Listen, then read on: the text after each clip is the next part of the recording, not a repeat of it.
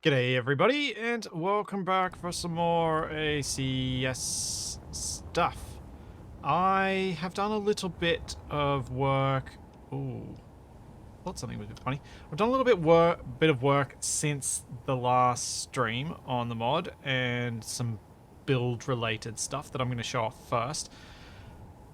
The initial thing I really should do, though, is change my field of view.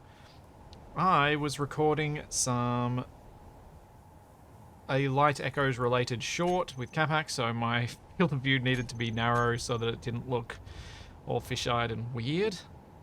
Because, blah, who does that? But, yeah, no. But I like it to feel like TV, so I like it to feel like it's shot through really something around a 50mm lens. And 70 degrees FOV does not match that. But apparently playing games with 40 degrees of FOV makes people unwell, so that's not ideal either. I'm starting a little bit later today, but that's fine, because Capac and Wasted usually start pretty late for the SnowRunner stuff later, so I'll still have time to do plenty. What I have done since last time is I have done the cargo storage module. And I kind of like the way that with the builds last time, how we ended up with kind of the blue stripes in different spots. So I did it in yet another different spot for this one. I'm debating whether I should also paint the door, but I think having a blue door in this instance will look a bit weird. I went a little bit more generous with the corrugated texture, because with this one I could loop that all the way around, which I felt kind of... it did a decent job of breaking up the grey. I also obviously put the solar panel in a different position so that they're all a bit unique. Obviously prefabbed buildings, but each having their own twist on how it works. Brandon, the stream ending thing is part of my making my life a lot easier for uploading the VODs to YouTube. So the way it works, especially with how often my streams go quite long, if I stop my stream on Twitch about 15 seconds before I go live, and then I restart it, and then I go live about 15 seconds after doing that restart, the VOD on YouTube won't have the 6 minutes of pre-roll. If I don't do that, and the stream goes for more than, say, 4.5 hours, I can't then edit that VOD on YouTube, because it's too long, so I would then have to download it, bring it into Premiere, edit it, render it, upload it, and then publish it. And all of that stuff probably costs me a good 7-8 hours of PC use. So what I do instead is I do that restart, which means then my export from Twitch is just ready to go for YouTube. It's a little bit annoying, I know, for everybody, but for the amount of time it saves me in terms of my useful stuff, in terms of me doing useful stuff, is, I think, ultimately worth it. But anyway, that's my reasoning for doing things that way. And it means I've got more time for doing stuff like this, instead of editing a few minutes off the front of a VOD. And more people watch the VODs on YouTube than I do on Twitch, so that's why I do that as well. This is the storage facility. Same airlock as the other two, but just racks and racks and racks and racks of stuff. Nothing too special here, though, because I didn't want to give away too much stuff, although this is a lunar base, so maybe I could. It's predominantly the power cells, motors, and the interior plate, small steel tube construction component ones.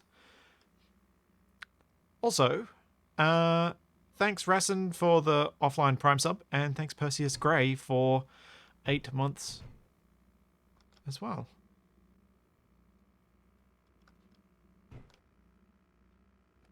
So yeah. If you're ever watching my stream and you're getting the pre-stream, just be ready to, if the stream stutters, just hit refresh and it'll all be fine. I think the 15 to 20 seconds that I leave is long enough for most people to have refreshed and it'll not have a problem. So yeah, that's what I did. I've also set all of these up with the loot profile labels, so those of you who've watched these streams a fair bit would have seen me... No, apparently I only did it for this one. Really? Oh, apparently I did. So yeah, these lockers have loot. It's cool.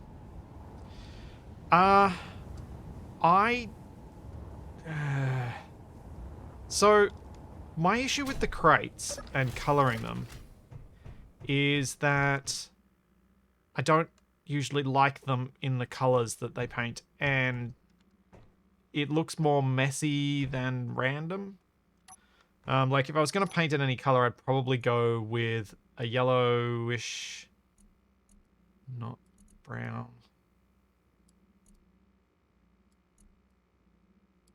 yellowish sort of colour.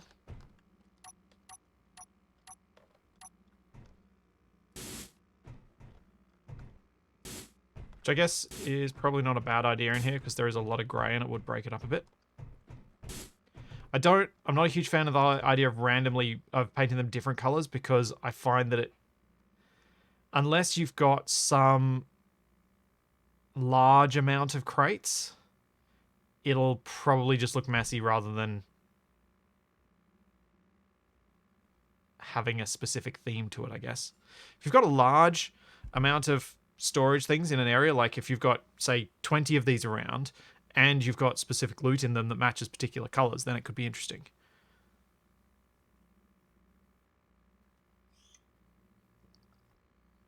What I should do on the racks, that I didn't do, is paint some of them scratchy.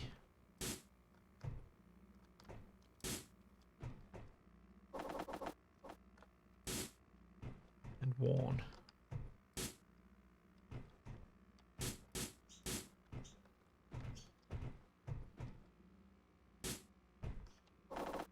Because that'll add some variation in here that'll be nice.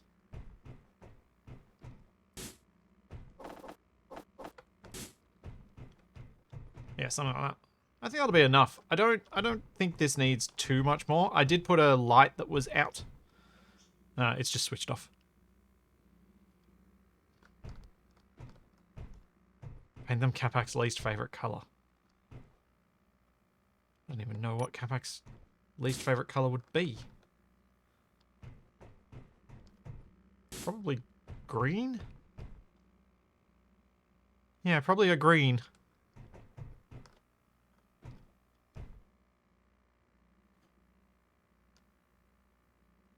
Yeah, I agree. You guys were right to get these painted. I think to paint them all a different colour, I'm not sure I'd be a fan, but I could have done them in blue, but I think the blue's too subtle. But yeah, to vary things up in here, it was very flat in here.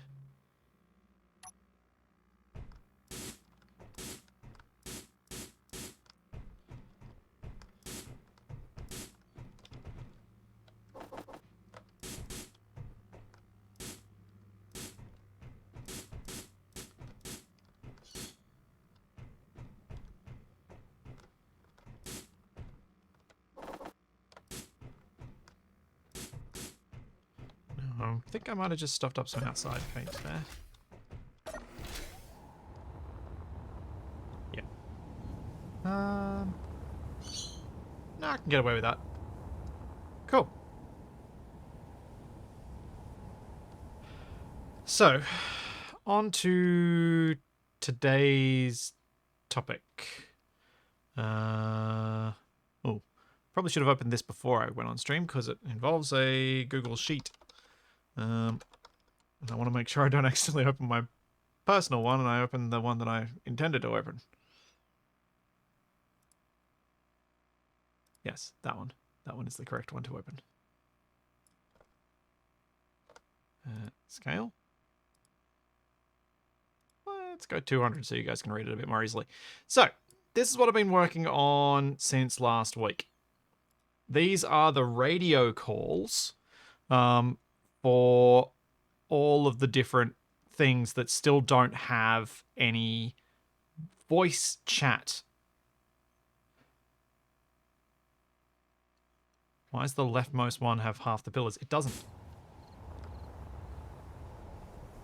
There are 4 under each of them. They're identical. It was just the angle.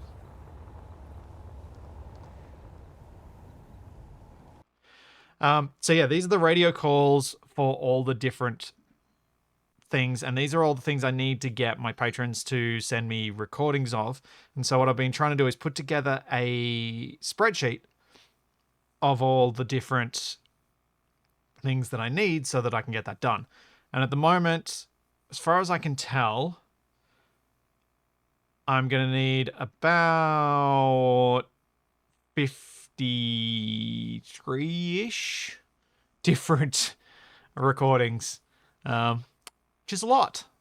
But what I was hoping to get you guys in chat to help me with was how some other alternate things for these remaining 4 voice calls. So we'll start with the top one. The situation where this call goes out is when the bases have moved to war mode, which means you've already attacked a cert, or at least shot at them and damaged them. So your standings have gone down low enough that the bases now enter war mode. War mode for the bases means that you don't have to get close for them to send drones after you. They will send drones after you if you're within 12 kilometers, which is quite a fair distance. So my example phrase was just drone pilots engage at will, because they're going to go out there and they're going to find stuff. So I was trying to think of alternate things to say for that, because I like to have a variety of different barks that come from the NPCs. So this will be the chat that dispatching scouts. This will be the chat that comes up in text form, but also because it's something that I was able to do thanks to my community, I have audio recordings that are several different versions of each of these lines.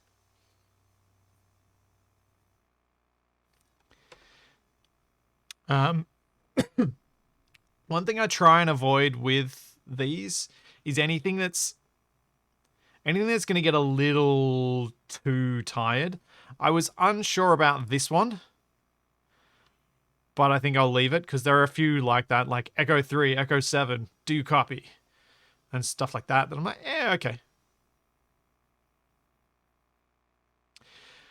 See, Perseus, this isn't actually, you're not attacking them, they are attacking you. And also the other thing to point out with these messages is they're not directed at the player. One of the things I don't like to do with the radio stuff is direct stuff at the player, because I find that having something that's sort of implied to be an intercepted transmission feels better. So it's not going to be things like, warning, you are in a controlled area, leave or die sort of things. It's just like, it's like 2 people in the base talking to each other sort of thing.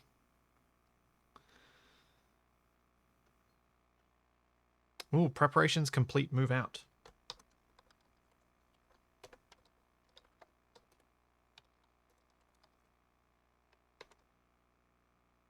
Yeah, I think I'll throw that without the...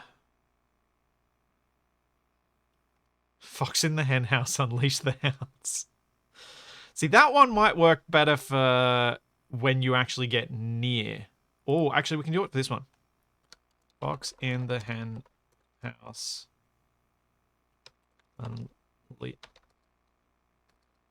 Unleash the hounds. Because that's a base sending extra drones to support another base or cargo ship.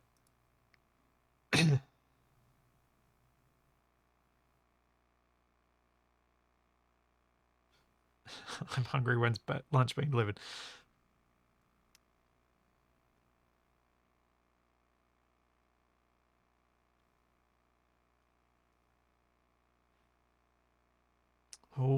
I could do something like that, Ragnarok, but I find that raiding squadron on their way to hostile structure, it may not be a structure that gets in range that gets that triggers this to happen. It could be someone's ship, someone's rover, etc. It's one of the really tough things I find with setting up these chats. I want them to be interesting, but they also need to be super generic. Because I'm not setting them up to be triggered so specifically that we can be really, really narrow in what they're trying to do. And I find that's what makes it really hard for me to come up with more than one or two options.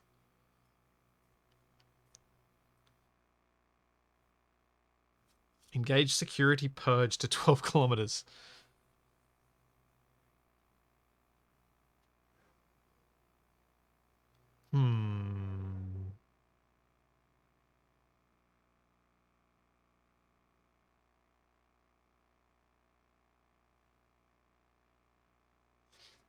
Maybe something like increase.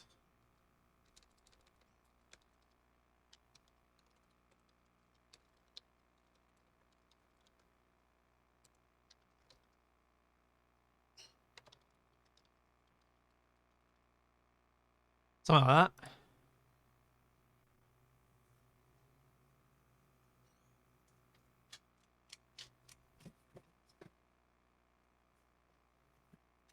Oh man, Charlie, what is with you and opening my door, huh? Opening my door just when someone's using outdoor power equipment, making lots of noise. You love it. You love it.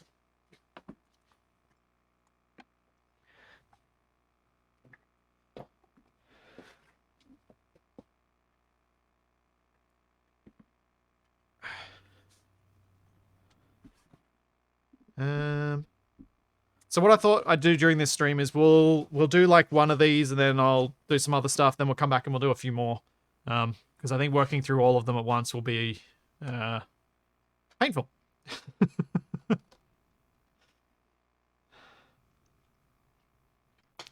Quite painful.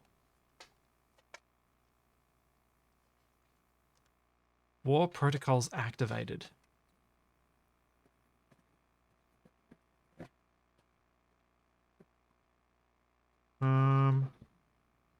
I kind of like the protocols activated thing. I'm just trying to think of a different term for war in this context.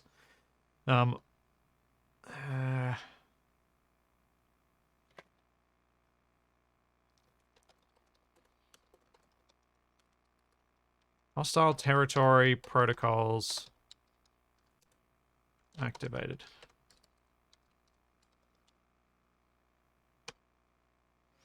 There we go. I think that's a good set for that. Safe zone protocol. Ooh, yeah, let's go that. That's a good one. Safe zone protocol. Yeah, I like it. Cool. We'll come back to the next ones in a little bit.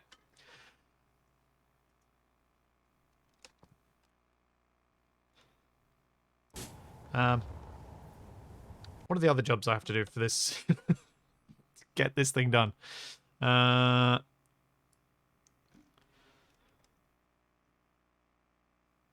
Seriously, I feel like every week the text, the font gets narrower and narrower. So we've got... Oh, I haven't actually included these bases in the mod yet. I need to do that. I might do that. So we probably need to do a refresh of... You know what? I'm in the mood to do this. We will... I'm going to do some touch-ups on all these bases and see if there's anything that I might want to update given new blocks we've got and that sort of thing. And maybe even come up with a new, slightly different variant on some of them. Because let's not just stare at Notepad++ for the entire stream.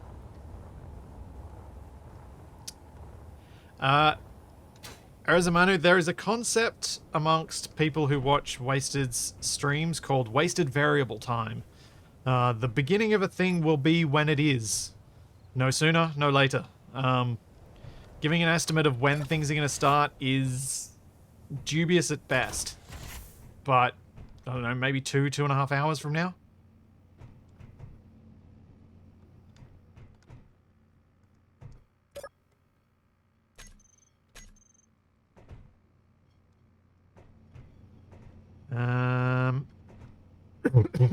Excuse me. Sorry. Yeah. I don't think there's much I can do with this space beyond what's already here. These are kind of as they will be. The thing I should do, though, is put in some of the randomized loot for these things.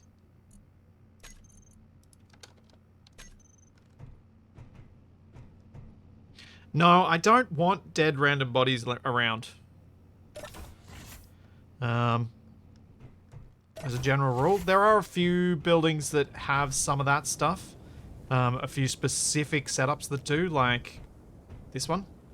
But generally speaking, dead bodies are not a thing.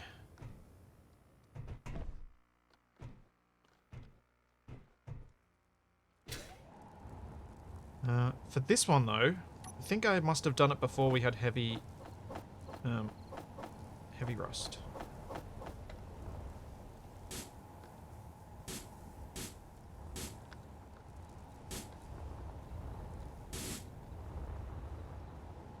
So I think having some of this stuff in rust would be better.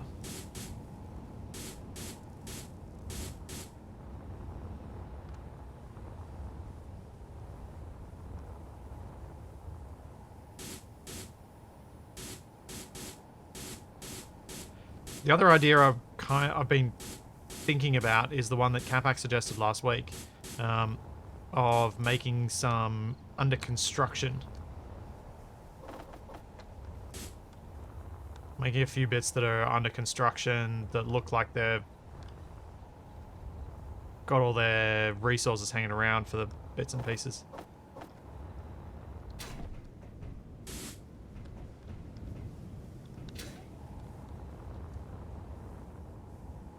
Yeah.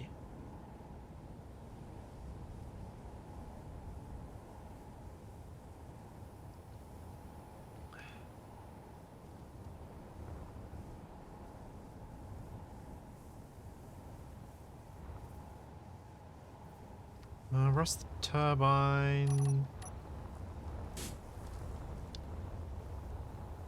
Yeah, that was probably a good call.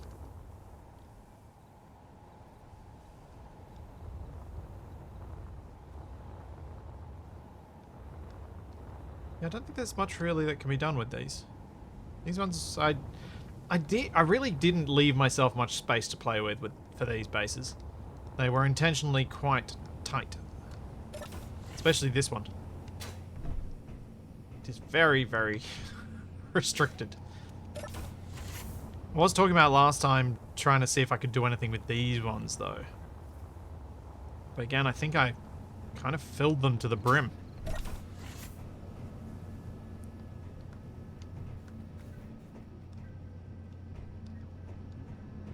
So, I guess that could be turned into a narrow staircase. But then I'd not be able to put my... Oh, wait, yes I would. Yes, I would. Let's try that. Although I think I know why I don't have a narrow staircase there.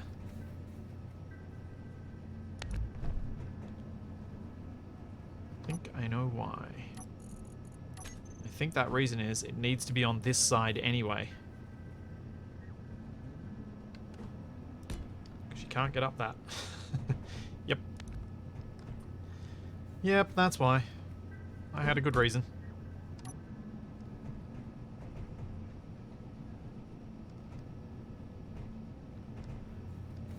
And I ended up using... did I ever think about changing this out to... I think I liked... Oh, that's... If I move that light over to...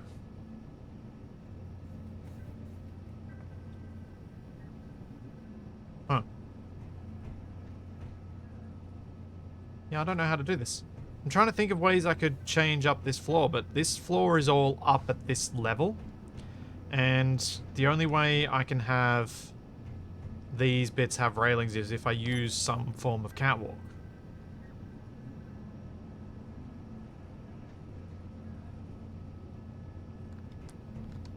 I'm just gonna try something.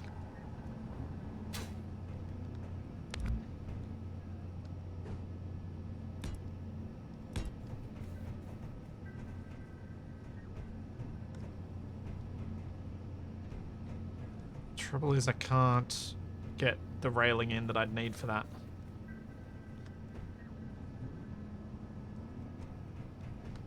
Unless...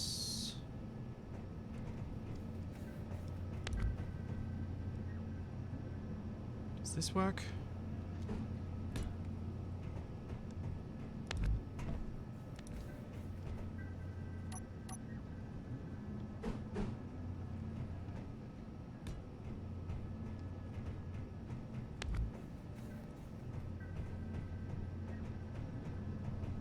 Up around there. And then pop that out. That out. That out. Just thinking if I can figure out a way to make this a bit more interesting. Don't think we've got the right stuff to make this work, because I'd have to go with that there, and then I think the only thing that could kind of work would be that one. So the transition's there, and the railings are all where they need to be.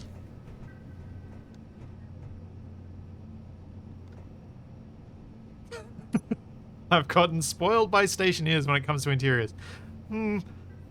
I don't think so, Cross. I don't think so.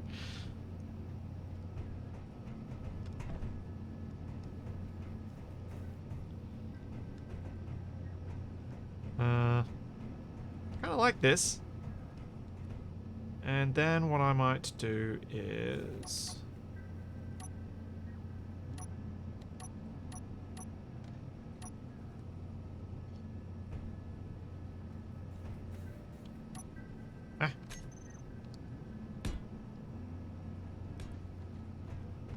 do that.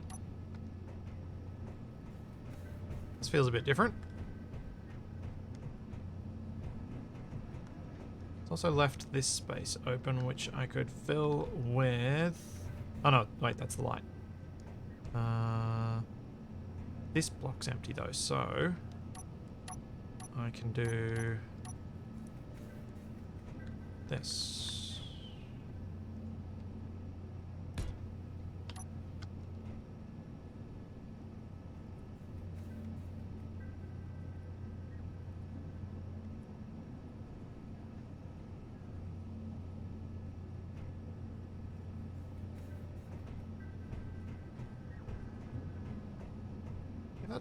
That feels quite different. I could probably get rid of this light now that I've got all these. I've got that one in the center.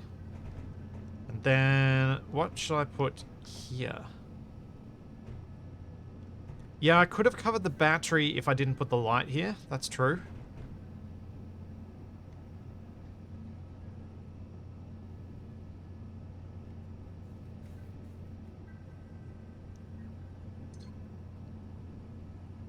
Yeah, I could put another LCD and put a poster on it.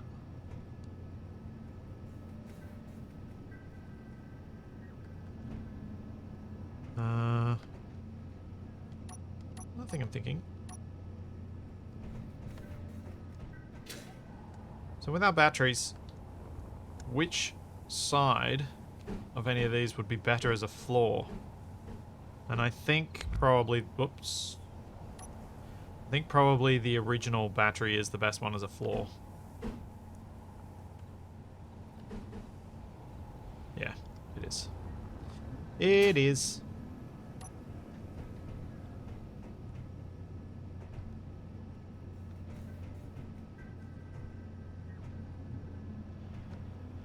Yeah, let's try getting rid of this light and see what I can do. We removed that one as well. Then we removed this one. Whoops. Then we removed this one. Whoops. This one. Whoops. This one. Yay!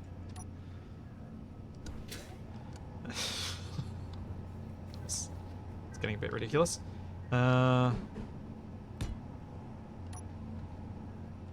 glad for the undo mod there. So if that's at 10 meters, how bright is all the space around here if I turn off my lights? It's actually not too bad. Yeah, that's not bad at all. Turn down the green a bit. Turn down the blue even more. There. So that gives me a fair bit more space to play with. Make it night to test lighting. That's probably not a bad idea, considering I am seeing light coming in, streaming through the windows. Yeah, I think this is alright.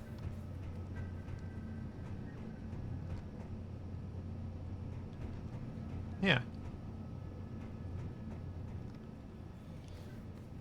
Yeah. So that means I have an option of what to do here. Because I can now put something on the floor, and I'll probably put it on both these spots. I don't think I'm going to go the teal ship way of doing things, where I made a plush floor. Made a carpet, because this is meant to be more of a military installation, so it's unlikely to have carpet. But I actually think the clean one might be a best option here.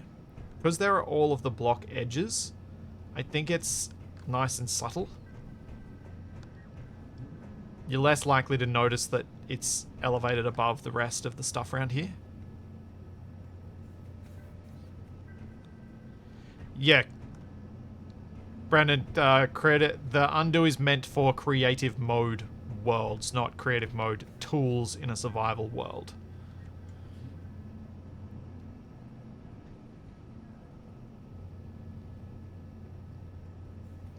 I didn't want to put the grate over the top of the battery because it feels a little too industrial for something right next to a couch, to my mind. Military installations should absolutely have carpet so the ones who need to be punished can be forced to clean out all the stains and stuff. Alright,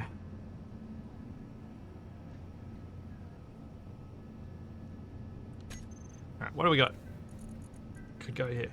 Could put crates, as suggested. We could put a little planter there. Could put a lab there. Could put a little bar there, because we've got the kitchen here. We could put a little bar, like a bar fridge sort of thing. The other thing would be a vending machine, which is something I've put in a lot of these sorts of spaces. The dispenser.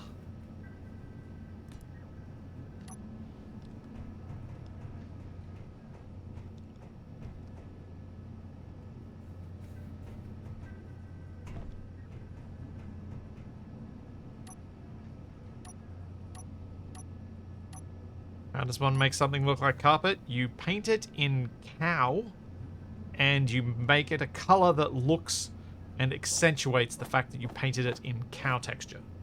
That's it.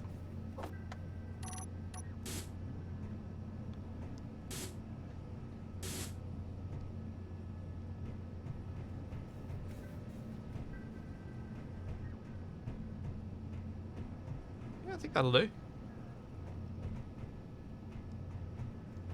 least now we got two variants that internally are quite different. Because this one over here was actually already quite different. Huh. Did I ever finish this one? Oh, this is the lab one. Yeah. That's right. I remember now. I had all kinds of pain trying to figure out how to do that upstairs bit. And figure out how to light this thing. I remember now. Wow, that was a long time ago.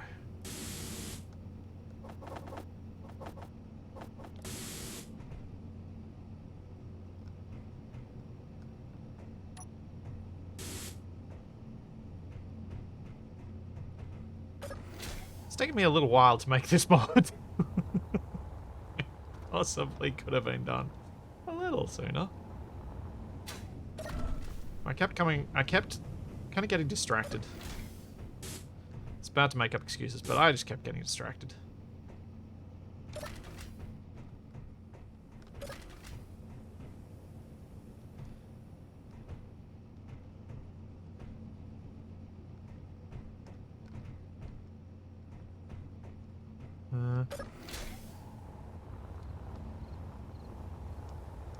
Did I have...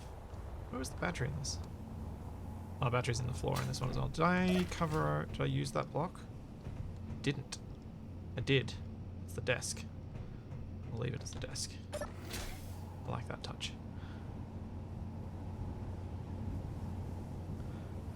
Did I not put a bathroom in the lab? Guess I didn't. I got a kitchen. Oh no, I do have a bathroom in here. See? Well, a toilet anyway. No shower if they contaminate themselves.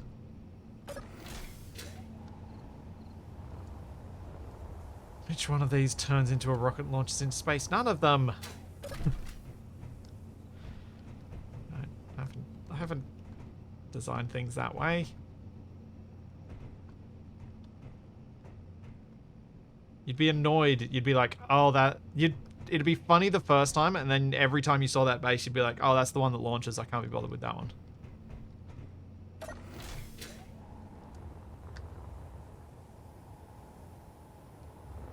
Kind of like those angular ones. It works. Brett?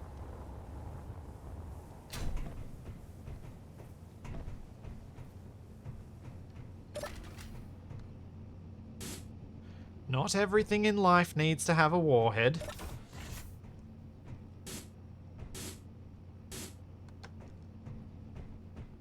So this is like a drone repair. This was the drone repair facility.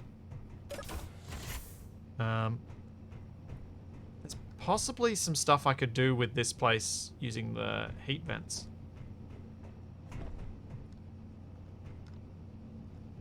Oh yeah, that's all this upstairs space ended up being. Forgot about that. Then the living area in here. Bathroom in there.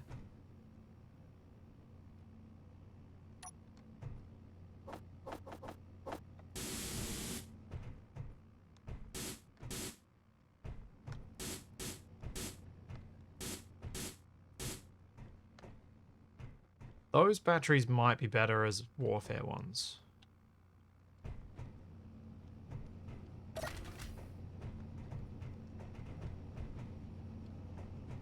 Can I see them from anywhere else? I don't think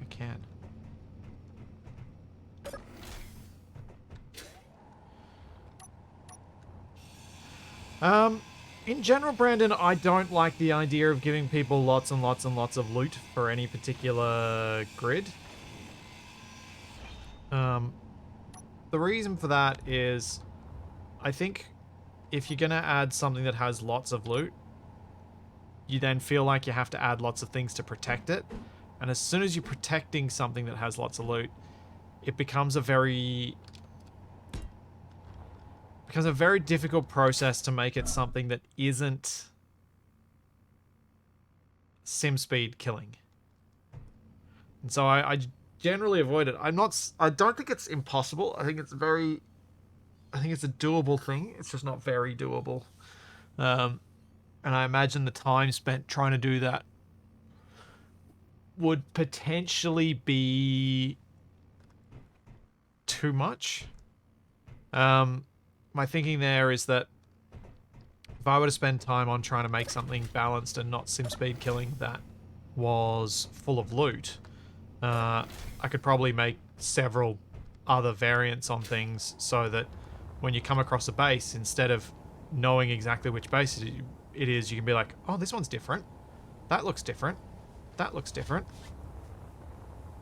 So I kind of find it hard to decide between those two options sometimes.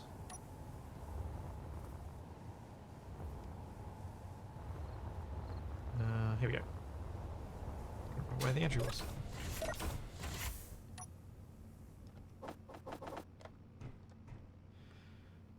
Don't think there's going to be much I can do in this space. Because I remember this one being pretty tight. I could change that out for a warfare battery. Because I do prefer the detailing on them.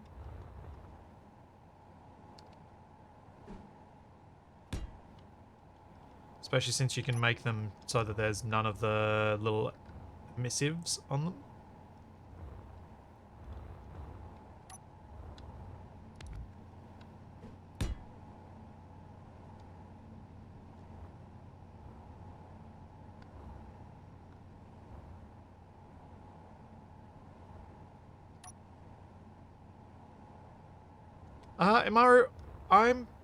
I'm hoping I can release the mod maybe in the next few weeks. It's really going to depend how quickly I can get hold of all the different chat audio and how quickly I can process that to create at least a release ready version that has all of the lines voiced.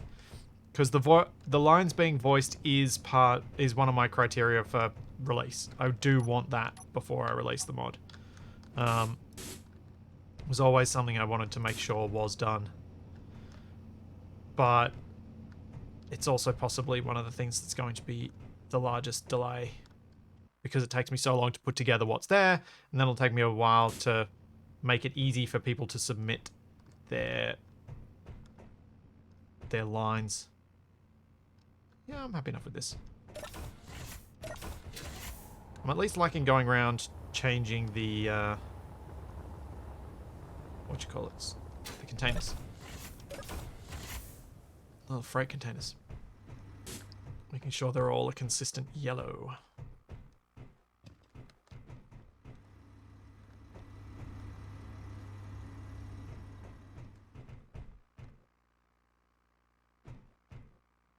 I really like how these places have come together. Coming back through them, having been away from them for so long, I think I did a decent job putting some of them together. They do just enough to feel like a space to me. Like a space that humans would actually live in. But yeah, my hope is to get the mod out once I have done the things from this list. So the remaining things on the list are, it's not even behavior really anymore. This is just add updated bases, add variable difficulty lunar bases. Because I've made the bases for those. And then we got the expand the chat options, and I've been creating the spreadsheet for this as detailed there. The prefabs, I will need to go through them all and check them all for meeting the build checklist, which I will likely do in one big batch so that I can make sure that everything is consistent across all of the grids. Then when that's done, it's just balancing frequencies. Because these LCD images, are things I'd like to keep working on, but I'm not sure they're required for release, to be honest. And then I can release it. Then we can do some mucking around with it and seeing whether I've done something horrible and the mod doesn't actually play nicely in survival mode. So that's kind of, yeah, it's really not far away.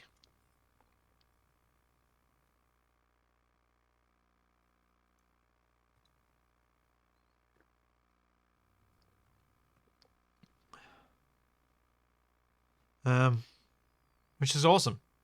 Because the nice thing is, I do have a whole bunch of things to do as post-release things, but I've been trying to be quite careful about what's something that I want for the mod to be playable in its current state, and what I would what are wants and what are needs, sort of thing. I think these are necessary to have the mod feel complete. I think these are nice.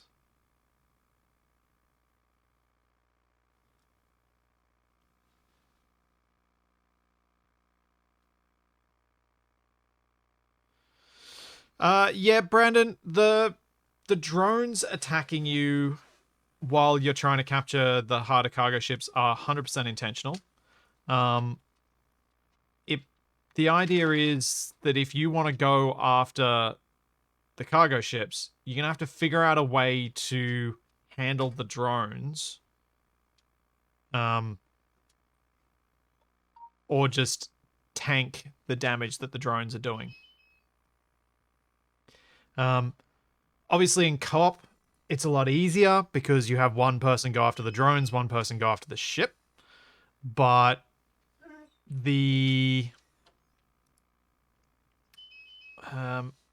in single player, there are some very real challenges to that, because you kind of have to be able to take out the drones super quick in order to catch the cargo ships. I have slowed the cargo ship move rates down compared to the test version that's out there, because I wanted to give people more time to have a go at them. And yes, Grozob, that is Charlie beeping, using her snoot to push the button on the door. All right, I'll let you out, because you're being a pain. And you tore off the thing that I made so that you could open the door yourself. Because you were like, I'm going to chew on this thing. I'm going to make it so I can't open the door. Isn't that right?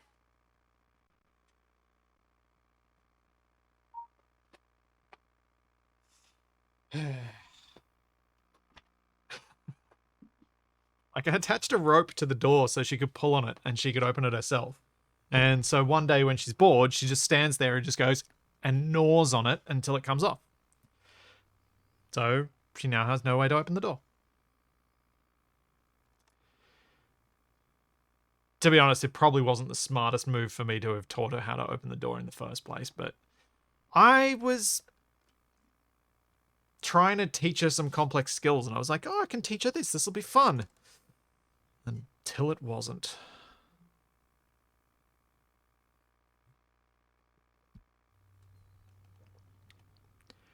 Wow, Groz. I feel like I need to even... Hang on. This is the pun. I'm not even sure I can figure out how to say that one in a way that highlights what Groz wrote.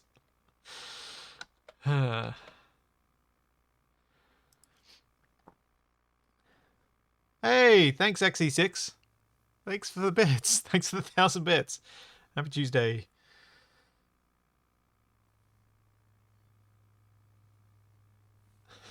I probably wouldn't have even gotten into Space Engineers and watched the tutorial series. Then I got hooked, and now my wife hates me.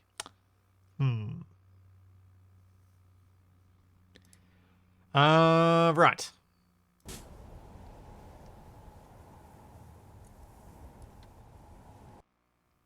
What of these tasks remaining do I actually want to do right now? All right, let's do...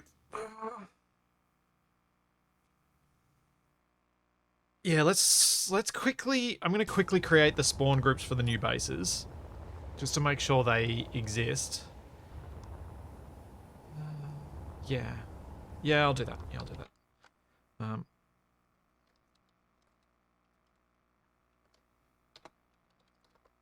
Yeah.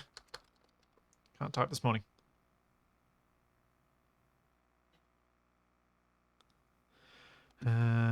Mods. Set of combat systems.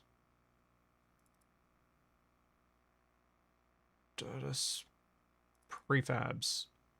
Vacuum bases. What have I got here? I think I redid all of these. So let's export everything and just check that all these things are set up correctly. So I'll give a bit of a taste of what I'm going to have to do across all of the things with this one, which is... Nope, that's not what I wanted to paste there. I forgot that that was what was in my clipboard.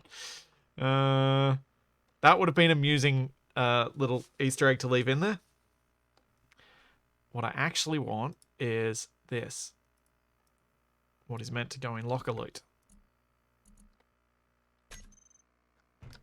There we go. And cargo container loot should be this. Ooh. Yeah, why not? Can be on this base. No, no. Let me out the door.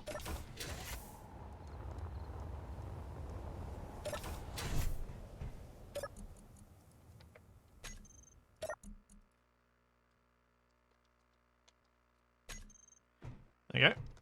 I think I made these ones have control seat because at some stage that was required. I'm not sure why these ones got the black painting either. I might make them back to grey. Black just feels way too dark.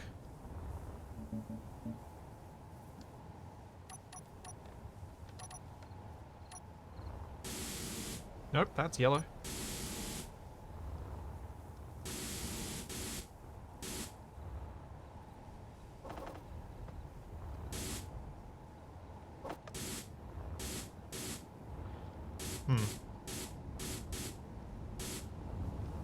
These might need a little bit of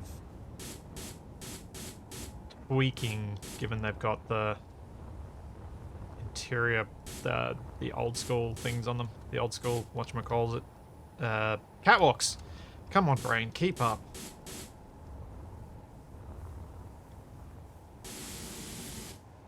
It's not question paste C.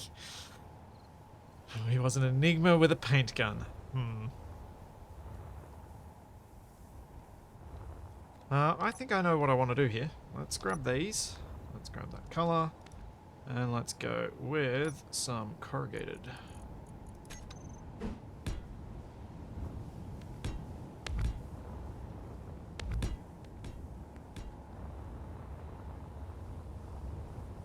Doop.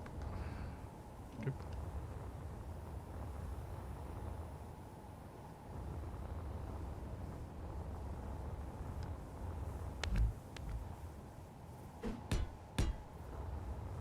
I reckon there is a real possibility that this could be placed in a position where that solar panel never gets sunlight.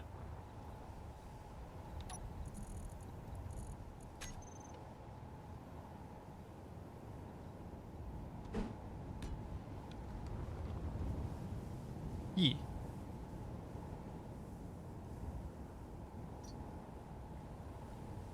Oh, past C, not paste C. I thought you were talking me pasting your comment into the thing. That's why I thought you said we're meaning paste C. Gross. Was confused. I think my plan at the time had been to make the lunar bases predominantly black and the planetary bases predominantly grey. But I think past me was wrong. I think that it's better not. Should that be in blue? Or can that be in grey? Ooh. Did I do that? Grey and then...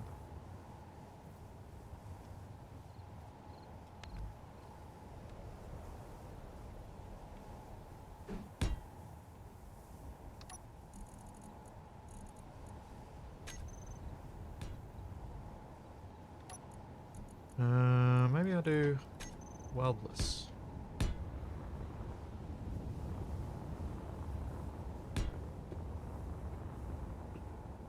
Interesting. I either have no color or way too much color on my builds. Yeah. It's... Color in Space Engineers is weird. Oh, I go concrete. Maybe concrete will be a better look here. At least up to there. And then I can put regular old pattern there. Yeah, I think that works. Just thinking it's kind of nice. It's not often I get to set things up so that I'm using a panel to effectively paint one side of a block. And now when I get the chance to do it, I kind of want to. What is this building? This building is one of the bases you'll find on the moon with the ACS mod. It's supposed to be like a little outpost monitoring station sort of thing.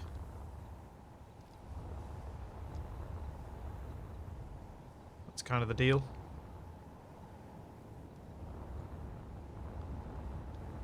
Yeah, like if we compare this one that I've just redecorated, I think it looks substantially better than the black one behind it. The dark grey one.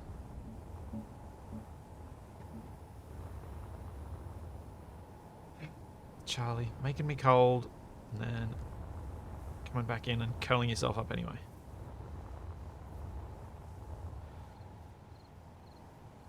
And what is the difference between these two? It's pretty much just that block, isn't it?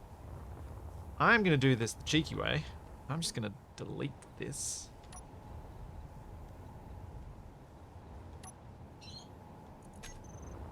I'm going to copy that. And then I'm going to make the variant. Again. Especially since we've got these to use. Which will be black.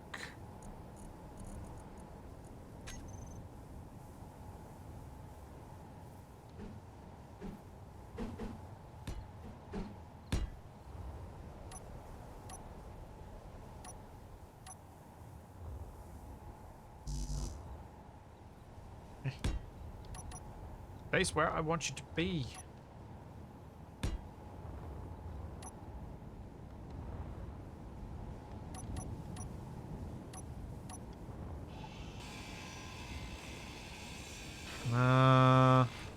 There probably was a datapad in there. But none of these ones had very specific ones. Actually, on the topic of datapads, let me bring that up. Datapad stories. So, I've reopened the kind of submissions for Datapad stories. Now, much like the radio things, what I'm looking for is something generic enough to fit in with any base, any ship. Not something that must be put on a ship, something that must be put on a base, something that could be found anywhere. Something that's interesting, but fits that generic sort of feel. My idea is, after release, what I plan to do is create a random datapad loot thing, because apparently there's a way to do that. So what I'd like to have is a collection of things that will fit in that random selection, so that I can place them on any grid whatsoever.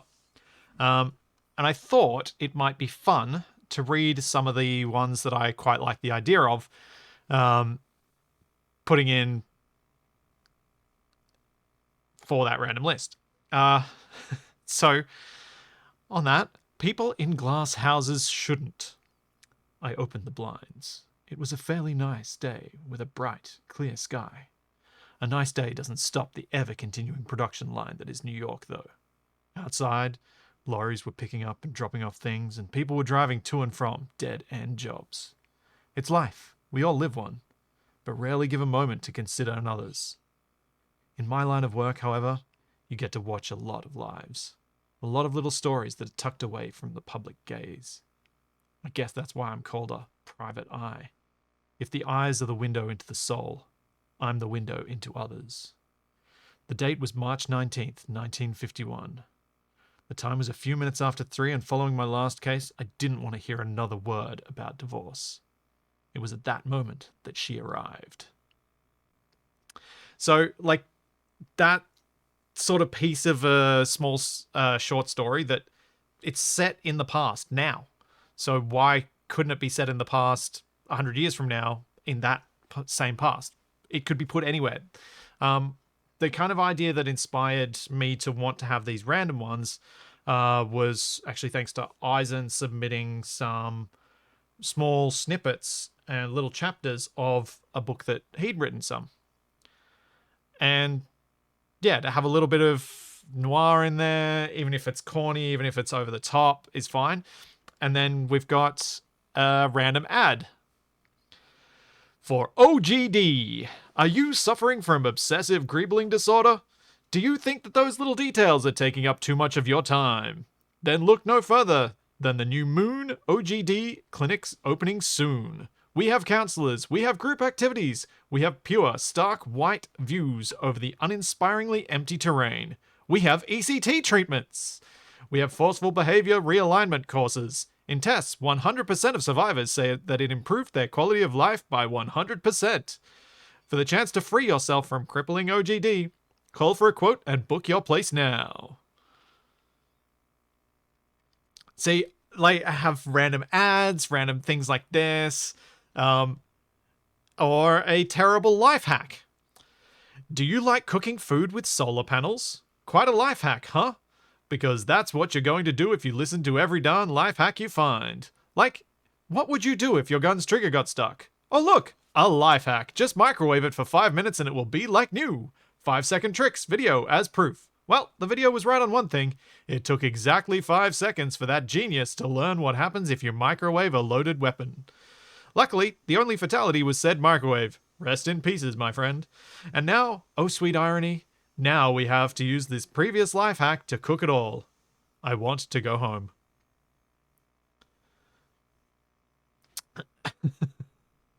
So yeah, that sort of thing. Some of the submissions have kind of missed the point that I was trying to make in the thing.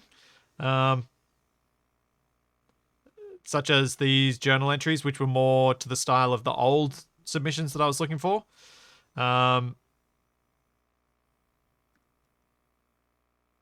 However, this one doesn't. Mark IV Welder, now available.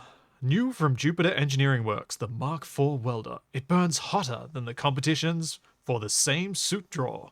Weld your armor and beams in record time. Now available in rainbow and carbon fiber.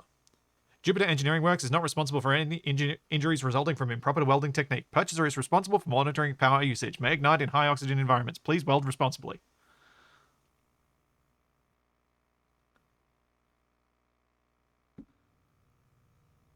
So yeah, these are the sorts of things that I want to have. I'm also thinking some of the advertising bits could actually be kind of amusing to do as random, like eventually what I'd like to do, and I think I wrote it in here. Add random audio and text chat conversations that get played as ships pass by. So that sort of thing.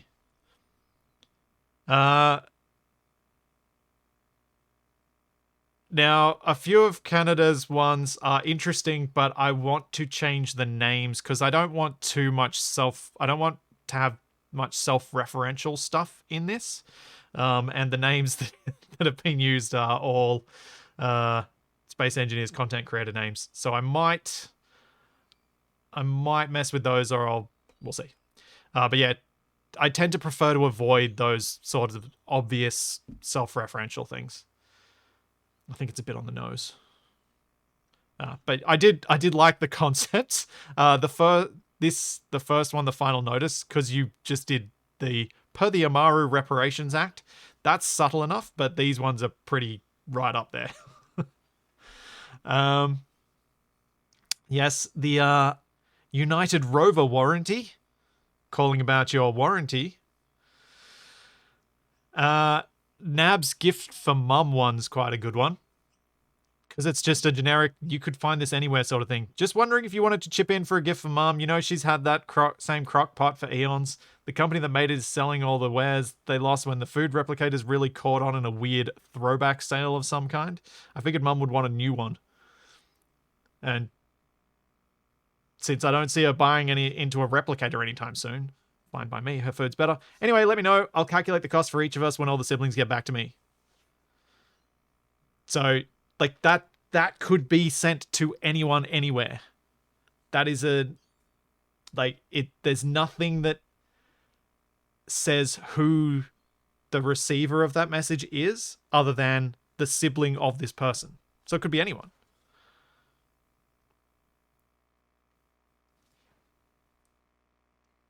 I feel like that's almost a real conversation Nab has had. That is pretty close to a real conversation that happens in my siblings' group chat. Like, that style of thing of got this idea for a gift for dad, got this idea for a gift for my aunt, that sort of thing. It comes up all the time. Now, the news article thing there's going to be a fine line to what would work here. And it's why I suggested things like more like a short story that would go in the old school sci-fi magazines, an email that's been intercepted, like what Nab wrote. Those sorts of things work really well. A dodgy advertisement, some spam, all sorts of things. Just whatever might have been on that Datapads screen at the time it was dropped where it was.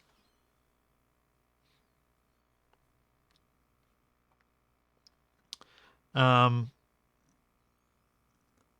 yeah, those are the ones that I'd read before this. I haven't read all the other ones yet, and I've made the error of reading things unchecked on stream before, and I might check of that. Yeah, there's no real law to ACS, which is by design. ACS was always intended to be quite loose on that front, to be quite generic, so that it could be whatever people wanted it to be. The more specific I made the law, the less flexible it was. And also, I didn't know what it was.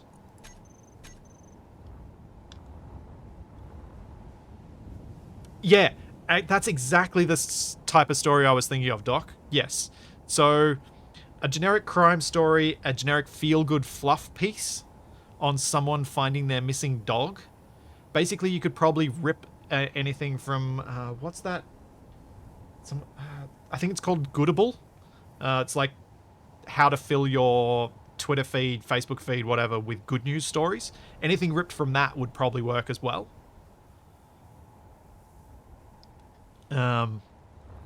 Obviously, try and avoid too much. Would you like to know more? Because that's probably one of the most tired references from that movie.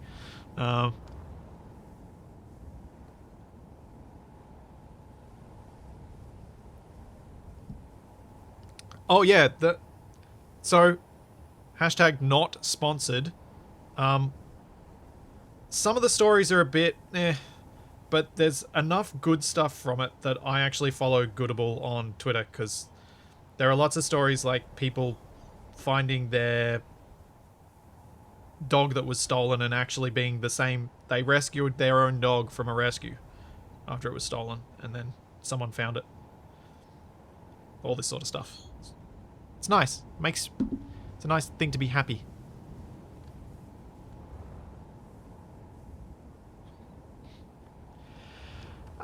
Canada, there might eventually be law, but I didn't want to have to evolve it. And that's always a big risk with this stuff. If, as features got added to the mod, as features get added to the game, I'd have to rewrite any law that went against that. So I didn't, and because you might not have the same mods in each game, the backstory of your particular part of the universe, or your particular universe, is going to be different. And so I wanted something that would fit in everywhere.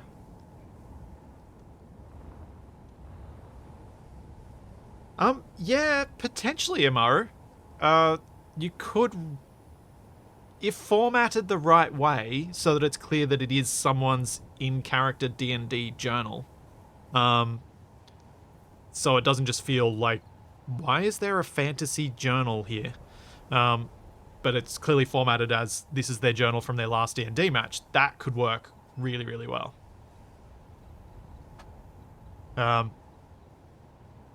But yeah, something that just makes it feel like there's more, and you just don't know what the more is. I think those little pieces that most of us ignore from most games actually add more than you realize, even if you don't read them. The knowledge that that information is there is a big part to making a world feel real, because you don't know where those bits of information end. You don't know how far it goes, because you're probably never going to sit down and read through every single line of text in whichever large open world game you're playing. So what have we got here? Lunar Outpost 74 and 75, I think. Yeah.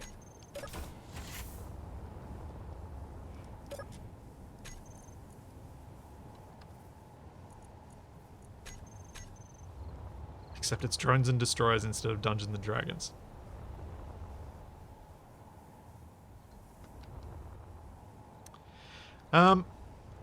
Yeah, so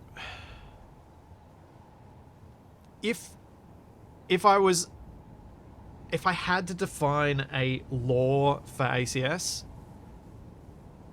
it's a large organization that has little care for each individual in that organization. It's your basic generic corporate, not necessarily bad guy, not necessarily good guy. It's not going to spend more money than it needs to maintain its facilities, but it's also not going to stop its people from doing things because it's such a big bureaucracy that it struggles to do that.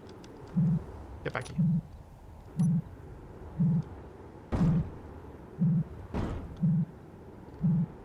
Well, that's usually how these ones end.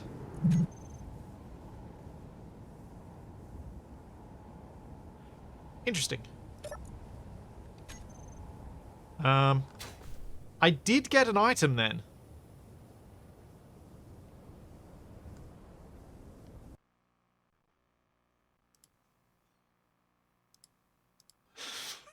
I don't know why it didn't show up in game.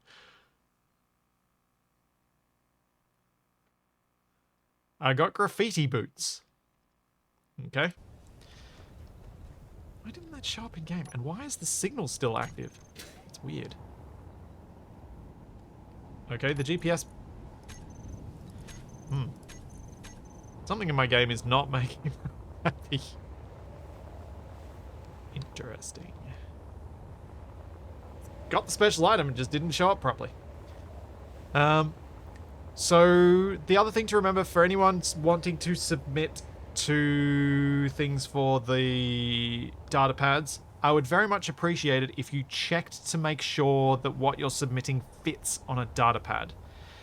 On a Datapad, you have 1,000 characters, and that includes line breaks. A line break is a character in the datapads. So if you keep that in mind, it's probably better to keep it under 900 characters just so that you don't end up going over the limit. And I would also greatly appreciate it if it was formatted. Shift plus enter gives you a line break in Discord.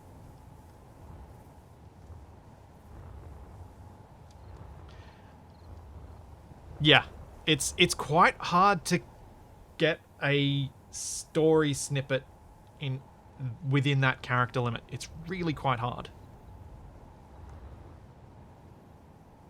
A datapad that's just chess notation. Yeah.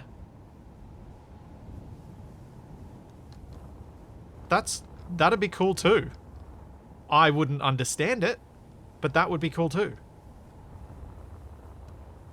Anyway, what was I doing? I was exporting these.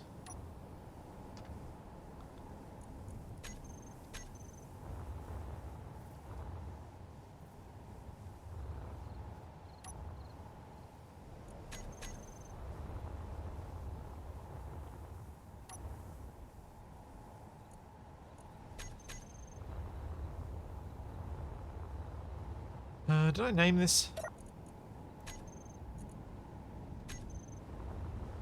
Oh yeah, I won't need to worry. I need to call this Lunar Defense Post. Because it was redone for the moon.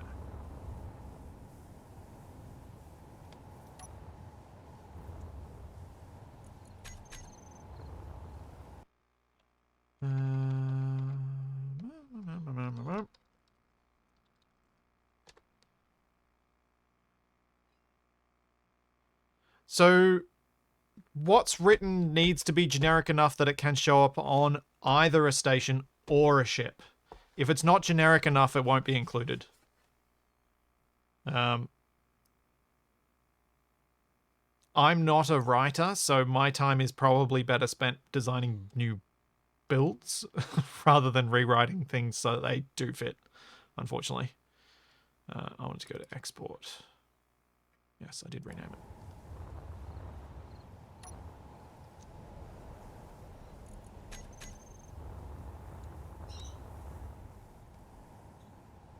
Is this supposed to be damaged? Weird bit of damage there. Why did I leave that bit of damage there?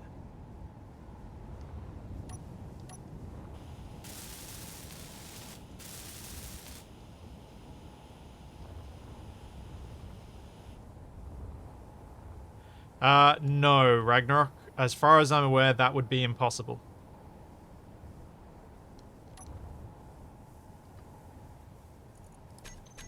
I don't believe there is any way to put a bounty on a player's grid and have the datapad custom make it up that way.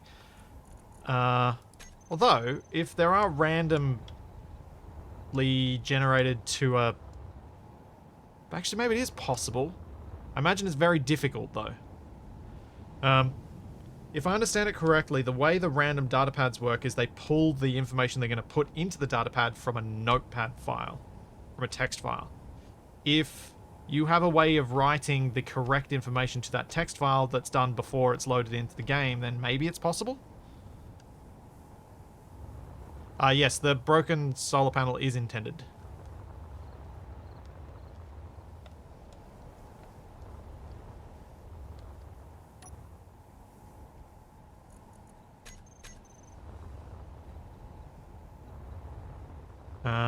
So I guess maybe you could do something at least with the name of that person's grid, but I don't think that's an avenue I'm particularly keen on going down. I think that'd be suited to some other people's mods, but I don't think it'd be suited to what I've got in mind.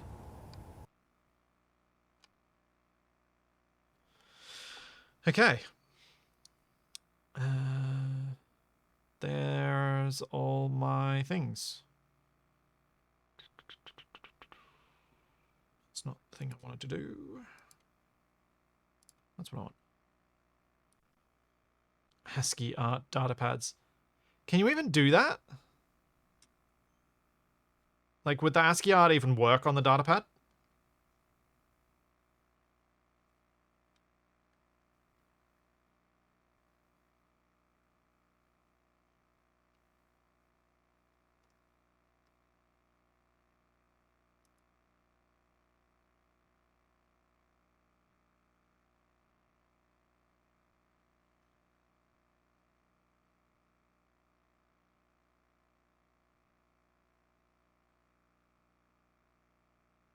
Hey, Dragnon.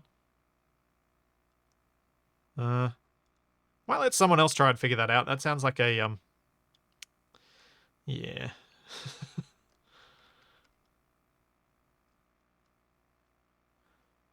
It sounds like something that's in the that I'll put in the too hard basket.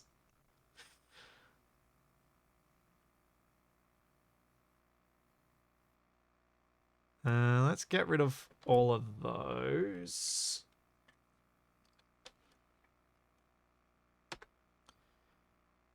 And we'll grab all of these. Then we get our spawn groups up, which would be spawn groups, installations, vacuum.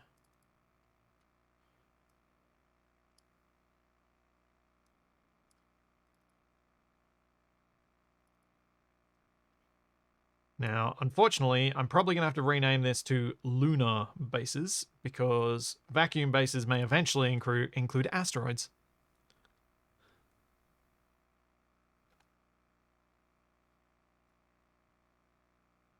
Yeah, the special character stuff wouldn't work, so you'd have to use just very basic characters to do any sort of art, character art.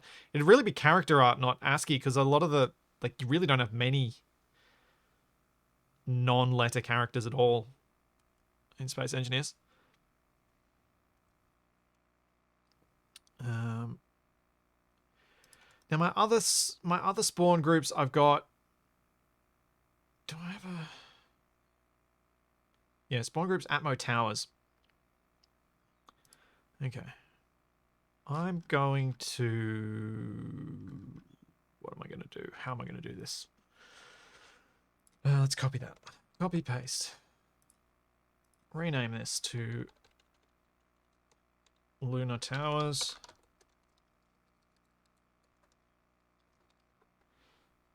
Open that up. And we've only got one to add in for it at this stage. I'm going to rename that to Lunar Bases.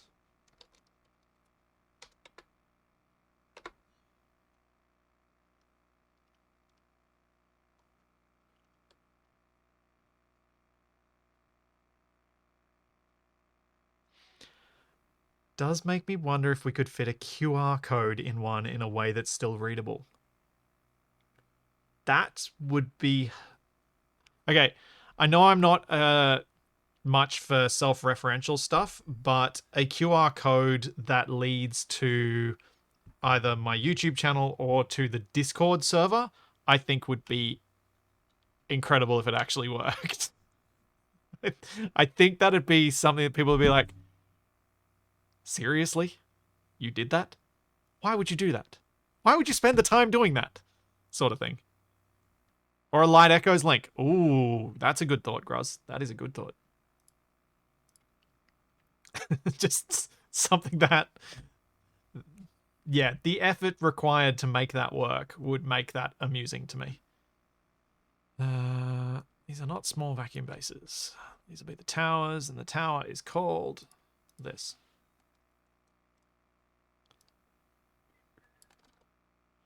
Doop-a-doo.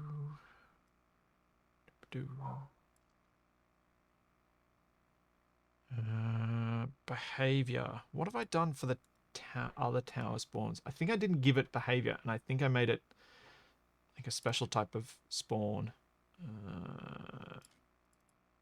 Different type of spawn. So it's a rival AI spawn, but not a planetary installation.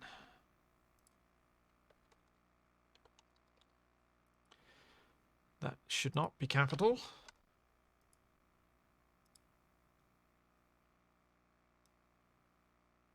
fact, why don't I just do this? Make my life easier.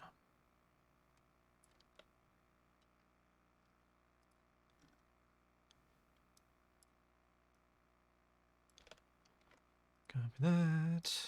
Put it in here. Delete everything else.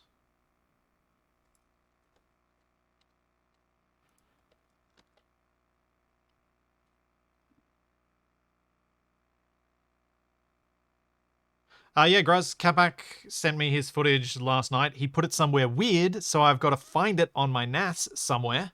But he sent it to me. So I will attempt to find that footage.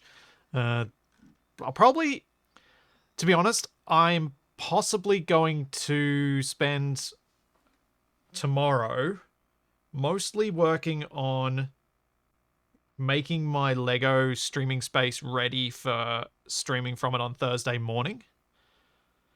And if depending on how long that takes, then I might end up working on that Light Echoes short instead of what I probably should be doing, which is working on Survival Impossible.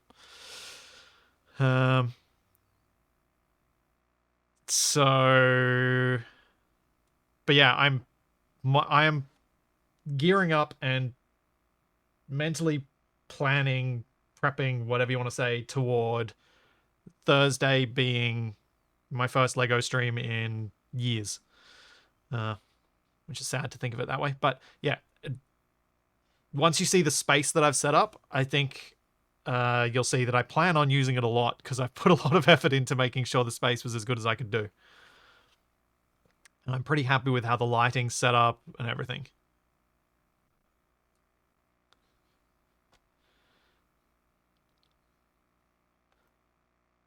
So I'm looking forward to you guys seeing that.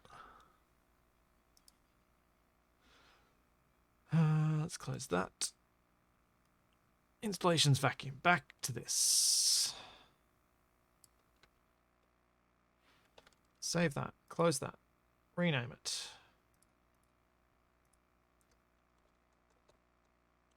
Lunar Easy.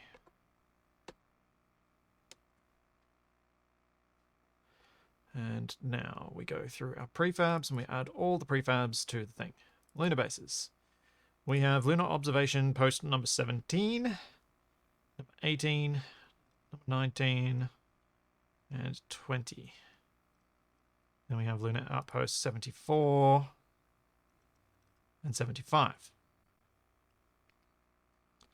And we don't need to have the threat level checks in this, but I'm just going to leave them for now. Then we have habitation module number 3. We have none of the others. Okay. No, Dragnon, I do not have all my Lego washed and sorted. You'll see on Thursday how long that task is from being completed. Didn't want to open that. Yeah, there's a lot to do. But with the space actually prepped and ready, it means I can do that stuff. Biohazard containment. That's number 1. The other ones are stockpile 4B and support garrison 23A.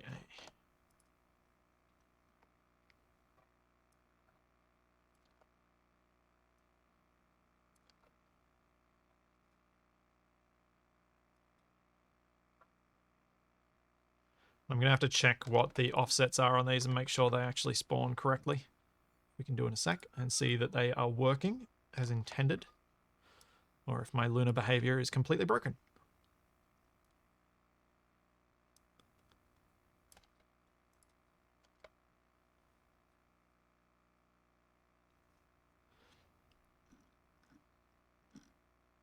I think it's going to take me... I was thinking about this last night. I think it's going to take me a little while to get into a proper rhythm of how to work the Lego side of things. I really want to make it work, though, so I'm going to put in the time to add the little details and do the little things that I think can make it something fun for you guys to watch and be part of. in terms of suggestions for the builds, much like how things work with this stuff in Space Engineers. I think it'll take a bit of time, but I think there's a huge potential for some really fun stuff to be done, especially since the real world has full liquid physics in it. And I live near a beach that has a whole lot of sand.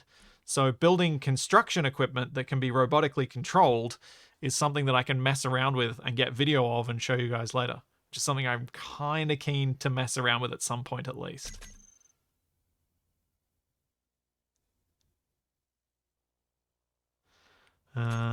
Test.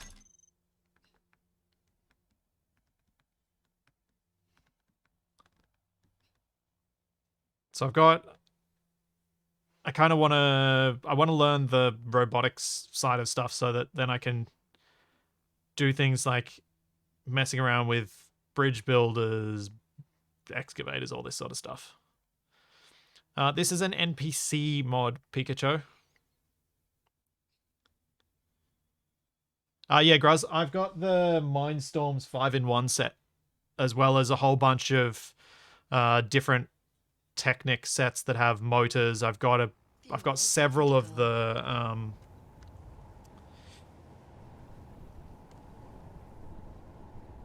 come on, brain. Several of the train sets, the Lego City train sets that have the train motors in them. So I've got a variety of different motors that can be controlled in a variety of different ways. A couple of the second-hand bunches that I bought had the Lego City trains in them. So, and I bought a couple when they were really cheap on Amazon last year.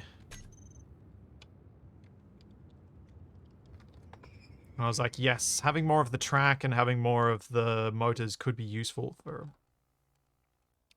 different things like setting up cameras on them and whatnot. Alrighty. So, these are the 3 new ones. Let's spawn them in. /mes.spawn planetary installation. That one. Alright, Biohazard. Let's go ahead and take a look at ya.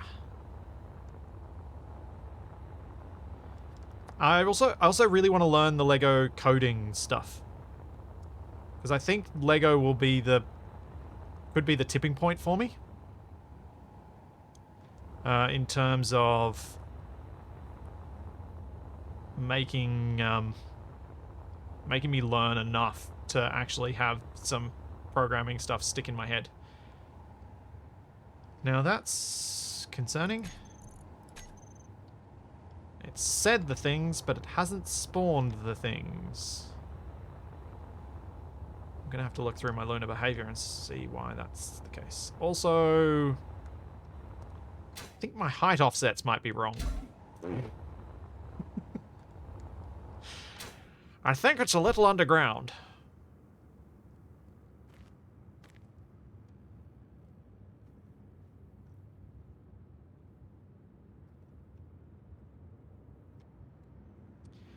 I'm not sure what clued me in, Amaru. I'm genuinely not sure.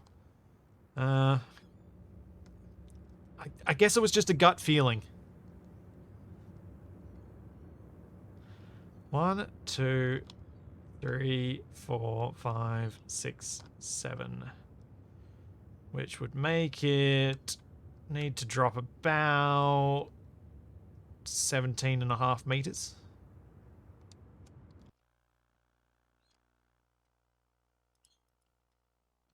So that was biohazard containment. So let's drop this down to -18. Let's check out stockpile 4B and see how low it spawns in.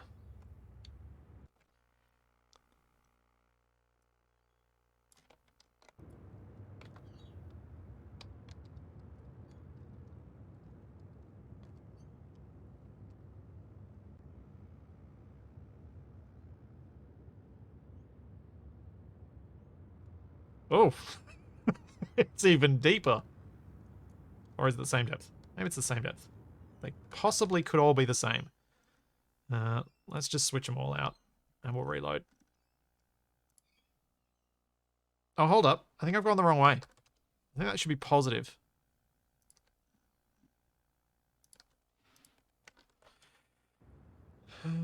Five. Quick load.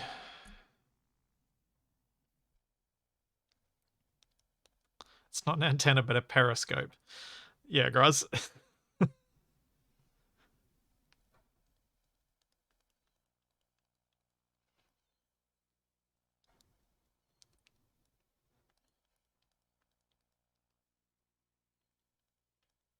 Come on.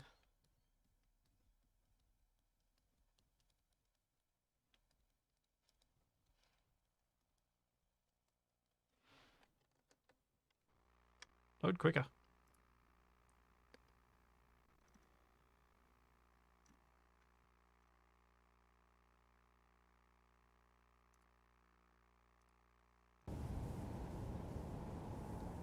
And of course, I'm right back here.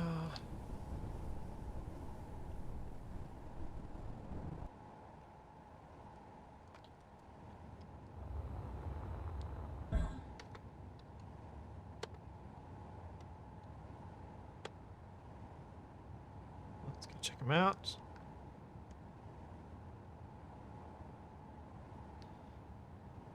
Well, that's better. I kind of don't want the oxygen tank underground, though. So that still needs to lift by probably another 2.5 meters. Really?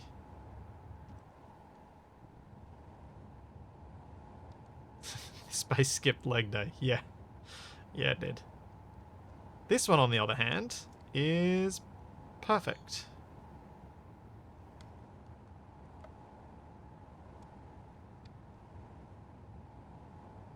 And the final one, let's just see where it's at. Barracks one.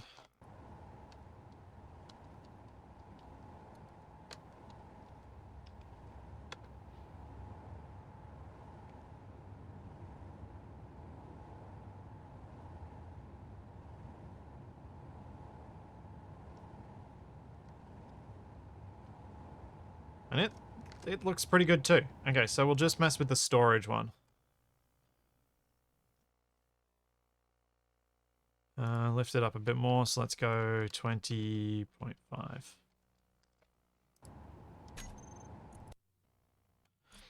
I'm going to I'm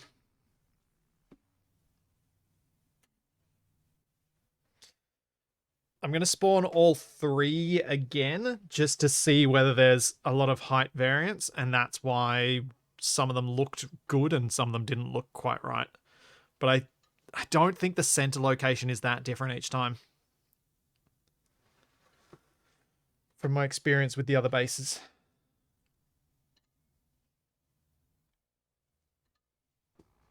Fuel critical.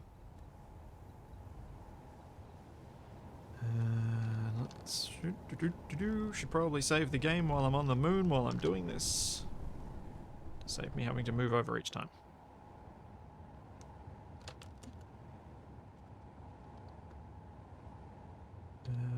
Alright, so we got that one. Got that one. And we got that one. Let's have a look at them. Biohazard containment. How are you looking? You're looking good. Oh yeah. And storage.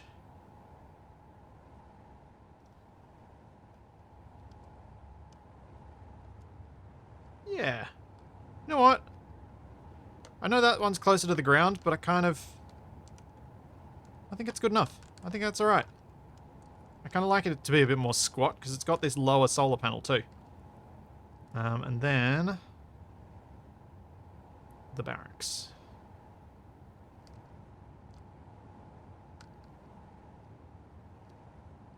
Yeah, I think this is good.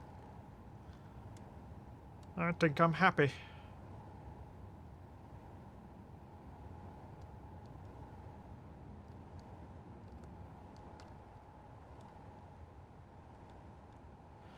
If you spawn something in that doesn't intersect with voxel, can you simulate a crashed ship? Sort of. Yes, but it's a bad idea. You're much better to make something look like it's crashed and then spawn it inside the voxels at a jaunty angle. Because if you do that, then you have something that's not going to cause voxel deformations, but still looks crashed, and something that's not going to have physics calculations put on it at the time of spawn that can seriously cripple performance. One of the things I would like to explore in the future is a system that I'm not sure where Lucas is up to with it, but it's a new system for modifying voxels in the area of a base. And I was thinking that that would be a cool system for doing the voxel modifications without the physics issues, and then having crashed ships that way. So instead of having crashed ships that we've got at the moment where it kind of looks like they're literally just pasted into the voxel, you would have crashed ships with carved out voxel around them that make them look like they've created a crater.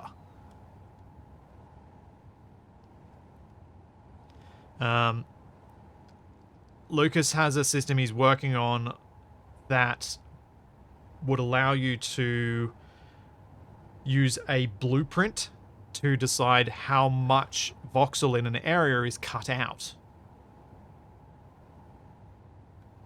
So you could cut out using a blueprint, and that blueprint then just gets disappeared, and you then have your actual spawn placed in that volume.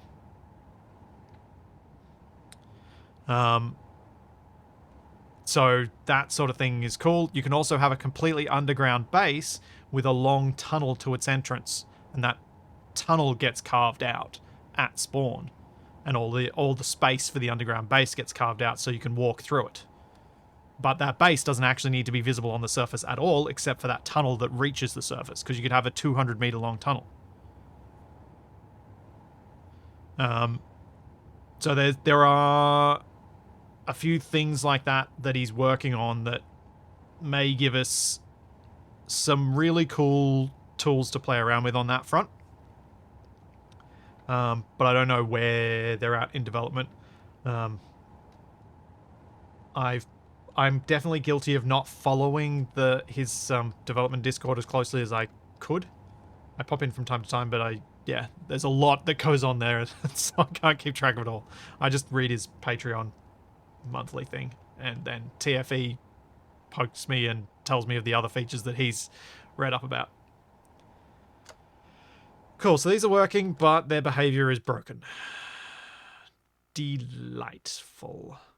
I'll be back in just a moment. I need to take a quick bio break, and then I'm going to look at this behavior and see if we can get the spawns to work for the ships. For the drones, for the bases.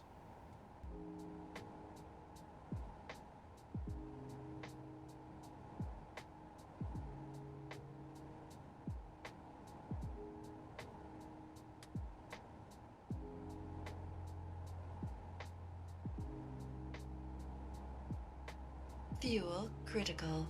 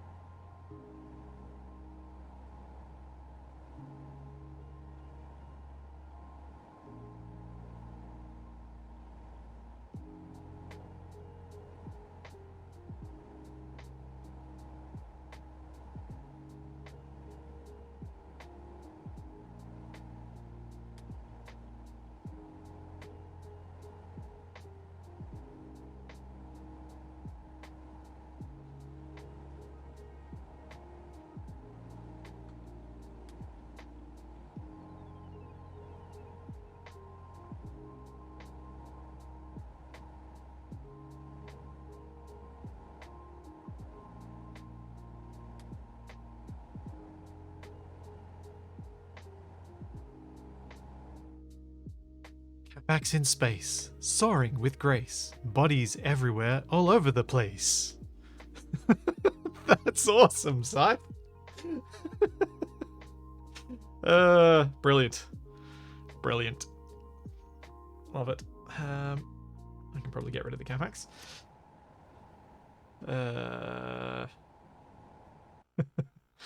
I really enjoyed that one, Scythe. Right. Broken behavior. Why behavior broken? Not good. Don't want behavior broken. Where behavior? File. How did I break it? AI. Base Luna easy. Okay, let's open that and let's open Atmo easy. So base Luna easy. What is it trying to spawn? And I'm betting it's trying to spawn the wrong drones.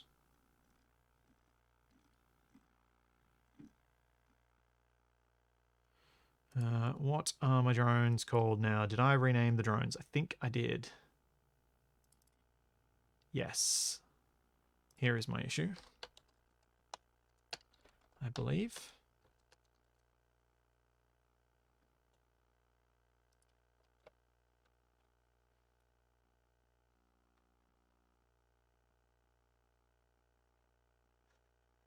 To torture a Capac in space when he's out of jetpack fuel. Put a sandwich just out of reach.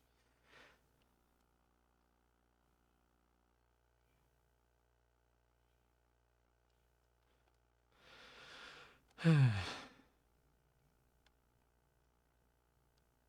thing I haven't figured out for my Lego space yet is how I'm going to not freeze. It's real cold down there. It's really, really cold. You know what I want to possibly do? Those triggers the same? No, there's more triggers. I'm gonna copy the Atmo one and replace this. And then we'll go and replace the drones. Because I want the same behavior for the lunar bases. I just want it to spawn different things. But otherwise, the behavior can be identical. Also, what? Why is that? What? Okay, these are wrong as well. My spawns in this one are wrong. Well, let's fix that while I'm here.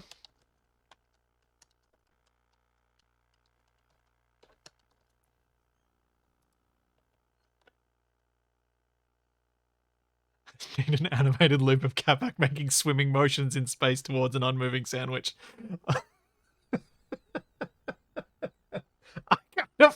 I really, really want that as Capac's stream intro. Like those of you who've watched his streams, he's got this running space engineer that's on an infinite run loop. I want him swimming in space with something just out of reach. That would be an amazing stream intro screen. It would be fantastic. Oh, that'd be hilarious. I would chuckle every time I saw it. Alrighty. Step 1. Replace Atmo with Luna. Atmo. Luna. Replace all.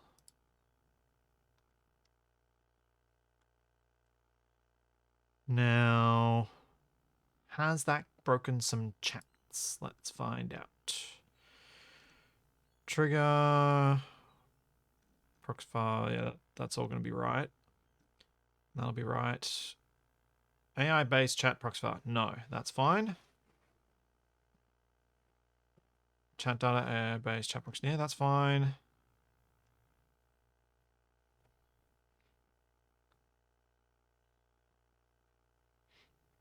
Yeah, an unknown signal rolling away in front of him could work with the run. That's true. That is very true. I think if the chats in this are all generic, which I had intended to do. Ah, here's one that's not.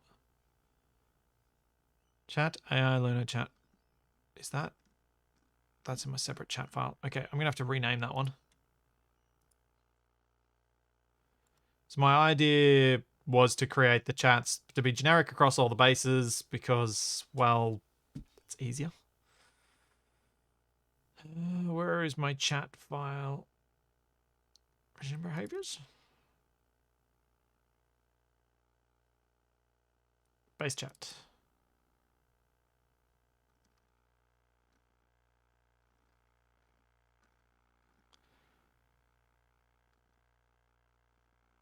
Huh.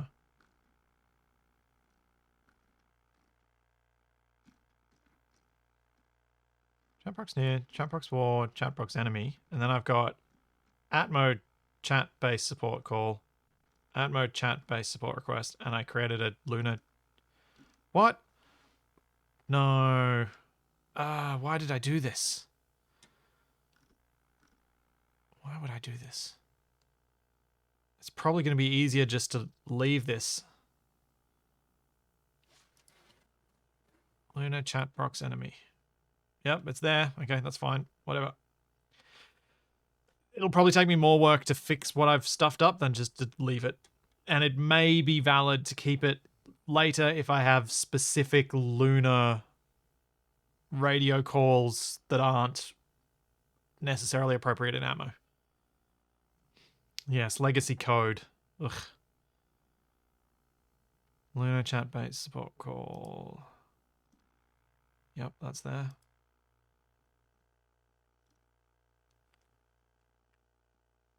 Chat based support request.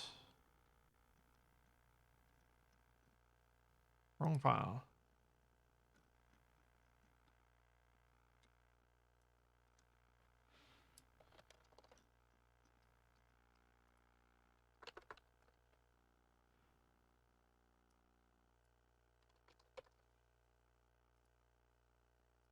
Luna chat based support request. Make that chat data match up. Yes. Cool. And that, I think, is all of it. Now I've just got to make sure these drones are space drones. So we want space wasps.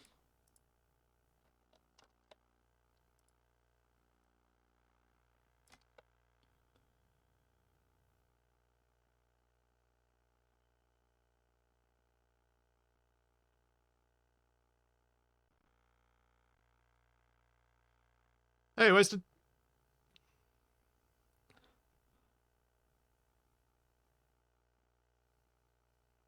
Huh. Not sure if we have any WAN show watchers, but man, did it feel good hearing Luke give SnowRunner MP the shakedown in front of 50,000 people. Yep. Because I don't know what the SnowRunner devs did, but they properly broke their own game. Let's go locusts. Also, Wasted, Capac appears to be online now, so whenever you two are both happy, I'm good to go with some more SnowRunner. To speak of the devil.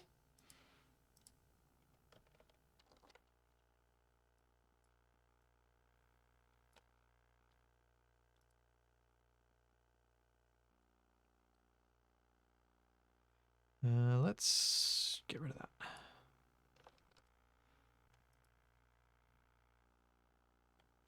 All right, let's see if this works.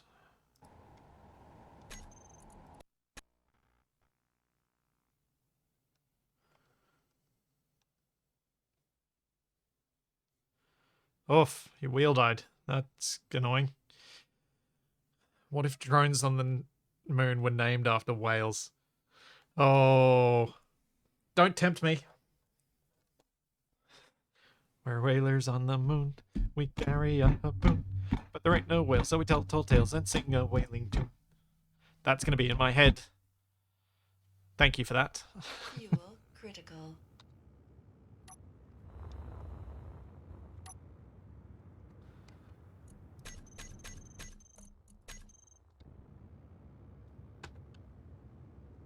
Yeah, that's fair, Wasted. Have it last for 11 years before it died. For something like a steering wheel, I think that's probably not too bad, isn't it?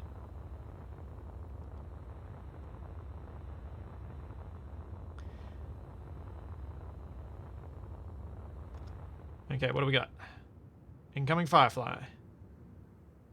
Is it incoming? Wait, is the Firefly Atmo? No? It's Ion? Oh yeah, here we go. It's moving in now. I need to learn to be patient with these guys. Yeah, there are far worse things than having future armor stuck in your head.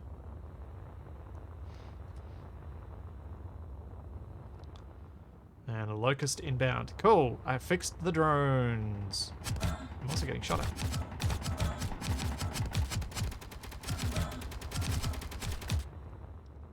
Haha.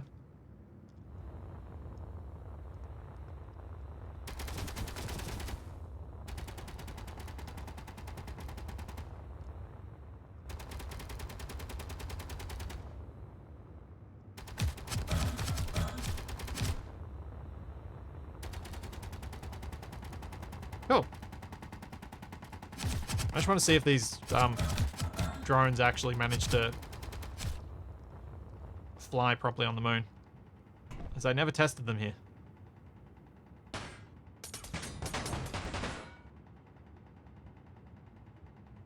I just kind of assumed they would because I've given them superpower thrusters.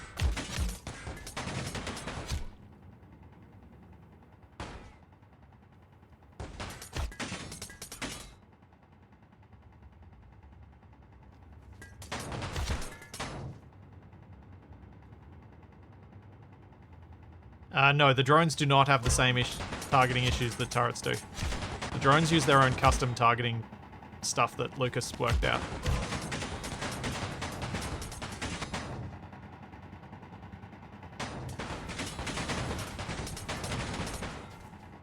I think I turned damage off.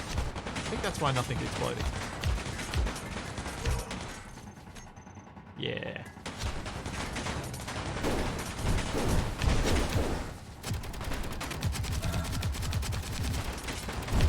Get the turret. Get the turret. Get the turret. Yeah, there we go.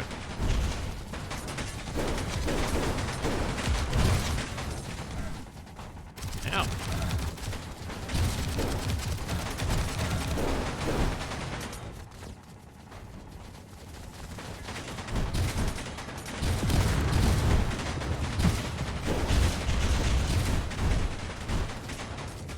There is not going to be much left of this in a short moment.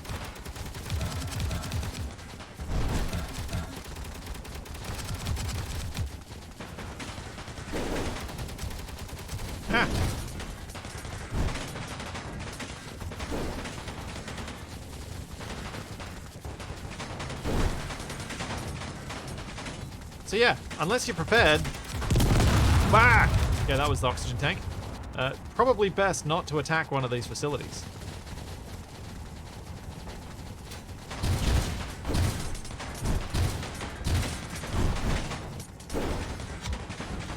The drone's nasty.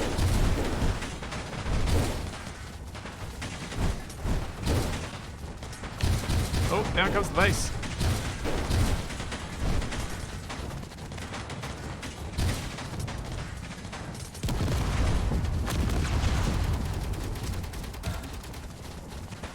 Yeah, it's unfortunate that the drones will attack their own faction's grids. I don't think there's much you can do about that. But it does make for some spectacular moments, like some epic moments where they're trying to break their way in to their own facility to get you.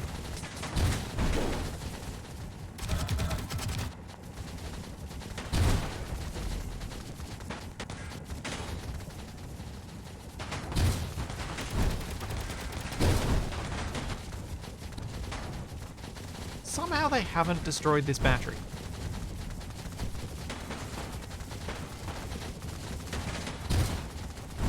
Yet. Now they have.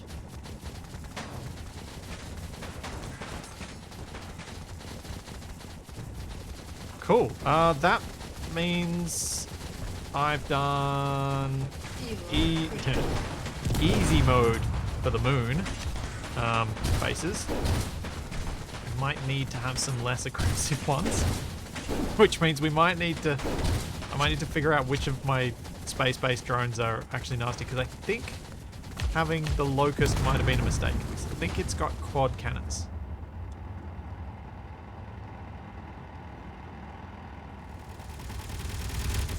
Yeah.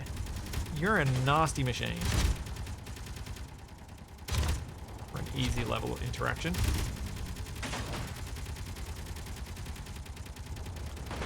Might need to remove the Locust from it. The Firefly and Space Wasp, I think, are single ones, but I might need to work on another drone design that's similarly basic to the most basic Atmo drone.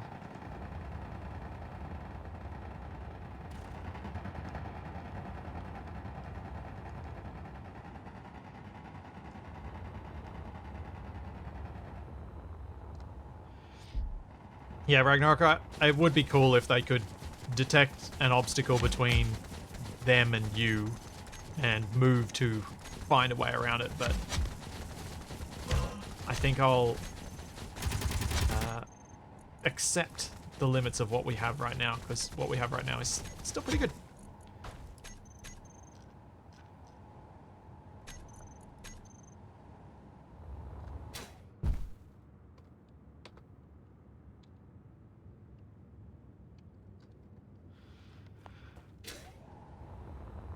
Now, what I was going to do is update my goals for release. And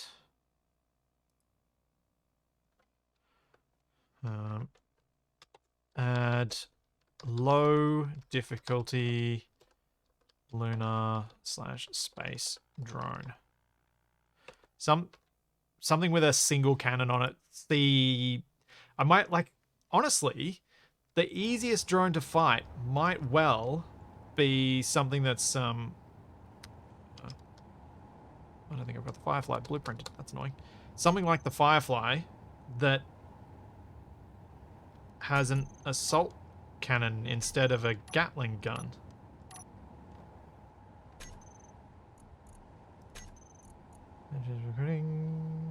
Yes.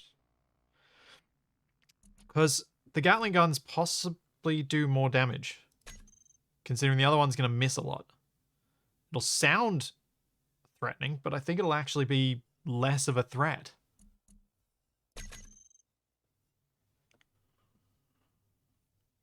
Yeah, exactly, Gruz. The low rate of fire, it means it'll miss and you'll have a better chance to take it out before it gets its next shot. See ya, Thunder.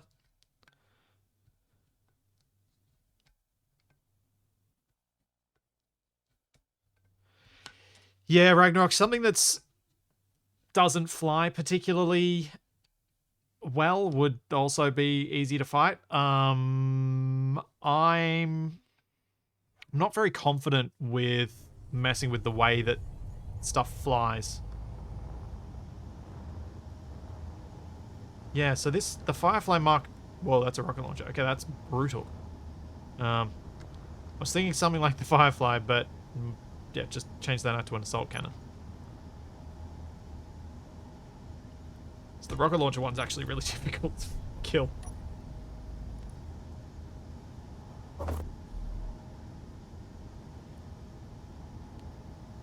Oh, autocannon. That's the one I meant.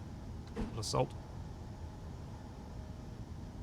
Because assault's big and just an autocannon.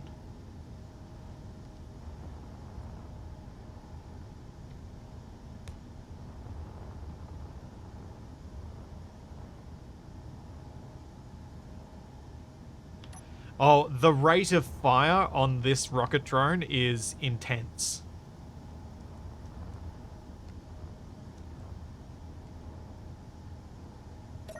Like, proper intense.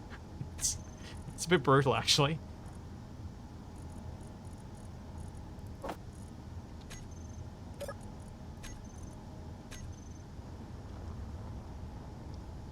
Might rename this one to Mark 3. Mark 2, because then it's... then it kind of escalates. Yeah, there's no ammo limitations, so the rocket launchers are brutal. Like this drone here, this Locust, that's gonna be like, if you don't destroy it quickly, it's gonna do a lot of damage to you.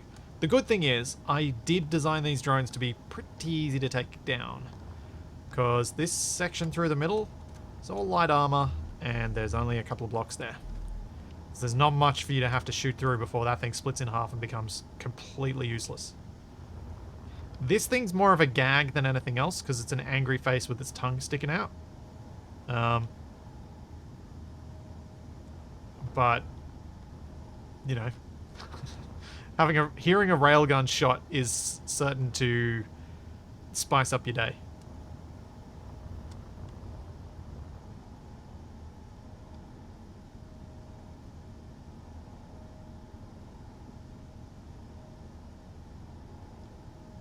I wonder, could you make the AI of the drone more prone to bombing runs instead of range strafing so it doesn't do well what the rockets do? Yeah. Yeah, I could test out different drone behaviors and things like that and see which ones give us and set things up so that some will use one type of behavior, some use a different one. Let's put that in a post-release thing.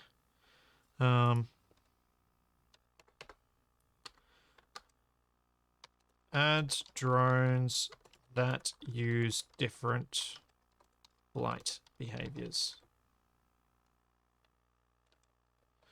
Because, yeah, I think that could be a nice variation in how they're all going to respond. So they're not all just going to sit at range and plink you with their guns. Some will come in and do strafing runs, some will do different things. Yeah.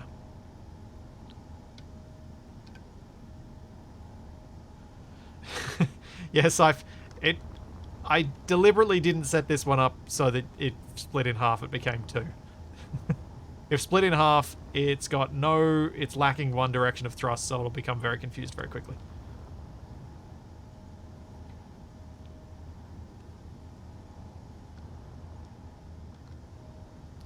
Yeah, it does have a bit of the bomber feel, the Locust. I'm really happy with how these space drones came out. The sci-fi thrusters add so much to making them look cool.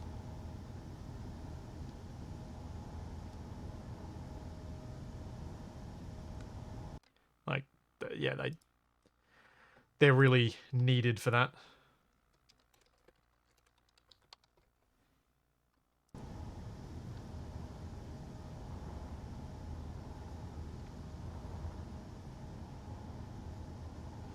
Yeah, I guess there is a little bit of sadness in that I'm really happy with how these look, but most of the time if you're facing them in game, you're going to be engaging them at a fair distance and you won't actually get to see it.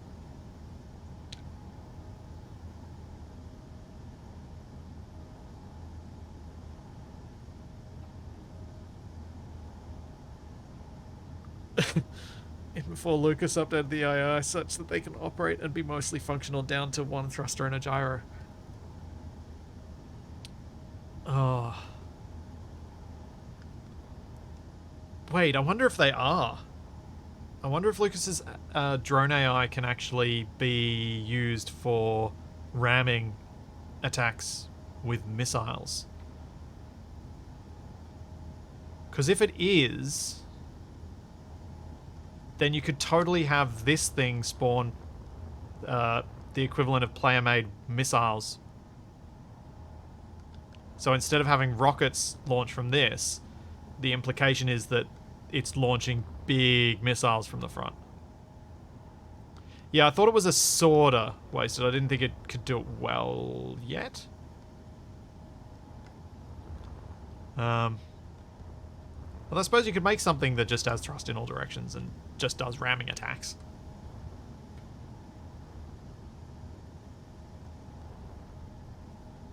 It does better than most players. That's not hard. It's really difficult to control single thrust direction vehicles. I find, anyway. Even if I am trying to do a ramming attack. In fact, especially if I'm trying to do a ramming attack.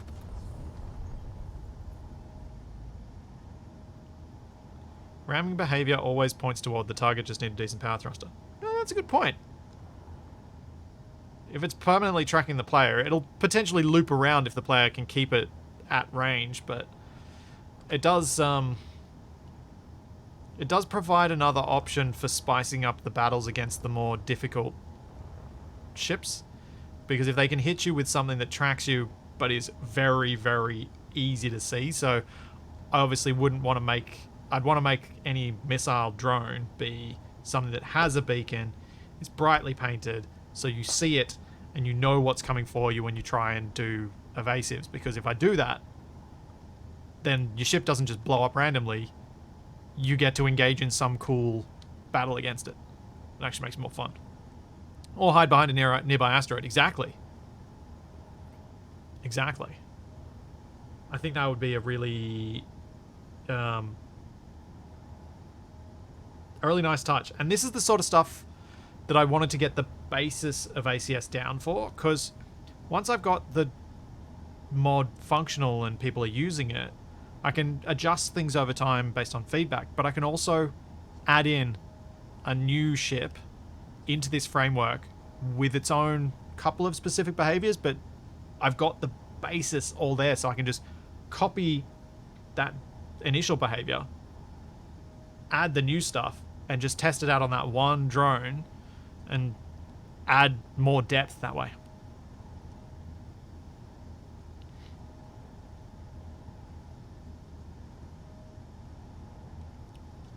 Like, I think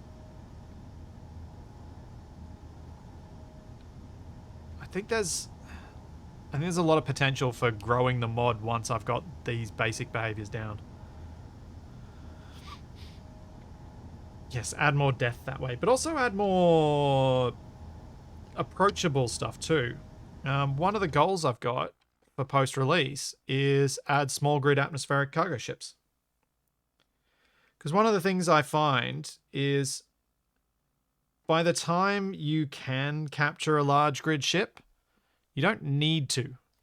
So one of the ways to deal with that, of course, is adding the thrusters that they carry that are special so that you want to capture them anyway. But another way of approaching that, without giving people special thrusters early on, is have stuff that they could capture with a small grid ship relatively easily.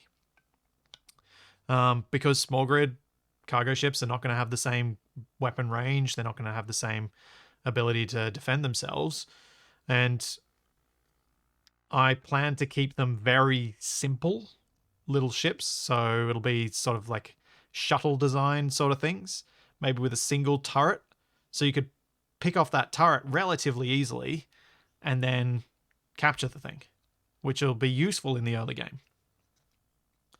Because I think if you're going to... I'd like to encourage people to try and use ACS in salvage runs, where they're trying to do minimal mining or no mining, and have this as the combat mod for that.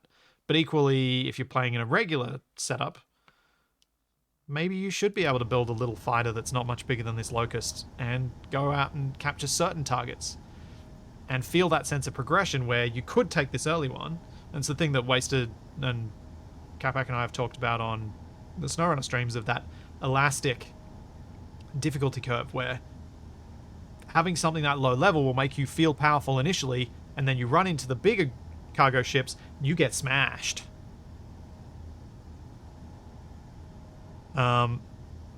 So you go from above the curve to below the curve, and then you can get back above it later as you build up more stuff.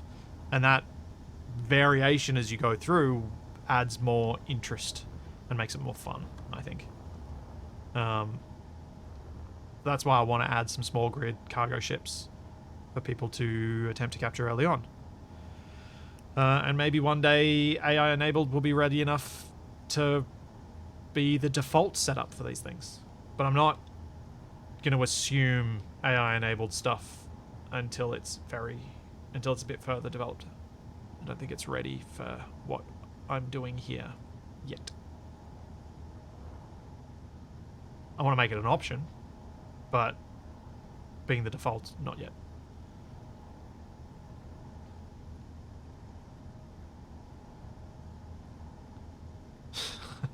When can I steal a small cargo ship, repair it, and sneak to a larger one by making them think I'm an assert crew, subsequently working my way up to full warships?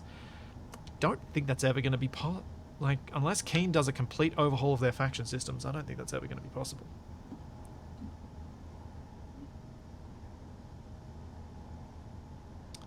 No decoy drones in the mod as yet. So my desk goes up and I get slightly further away from the microphone.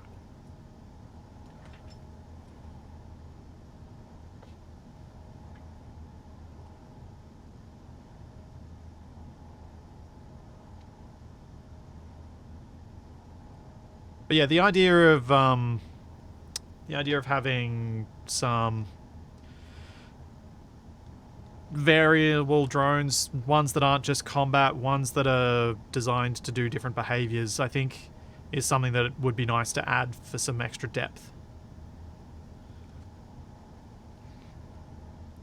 Yeah, there'll be some SnowRunner. I'm just waiting for Capac and Wasted to join me in TeamSpeak so I know when they are ready to start. I'm just jabbering and thinking about what I'm doing here until that happens.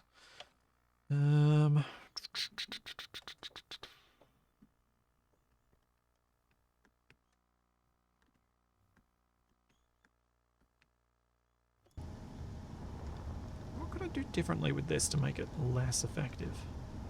It's kind of... It's almost as minimalist as I could make it. I mean, I guess I could make it a bigger target. I could make it bigger with a single weapon. I mean, I guess I could show up and stop you gibbering. I mean, it helps when you show up and you don't start 3 meters away from the microphone. What? I'm right on top of the microphone. There's this weird thing, whenever you join, you start really quiet and then you gradually get louder as though you're pulling the microphone toward you, or you kind of sound like this. It's like, Capac's joining the stream now and he's getting closer and closer and closer to his microphone. Well, I didn't move, so I don't know what's going on. Being Mr. Splitsy. Oh, Hey, no. Wasted. So I guess we're going to play some SnowRunner. I will be back. For those of you who won't join for that bit, I'll be back on Thursday with some Lego. But if not, hang around for some SnowRunner, which will be starting very shortly. I'll be back in a couple. This one.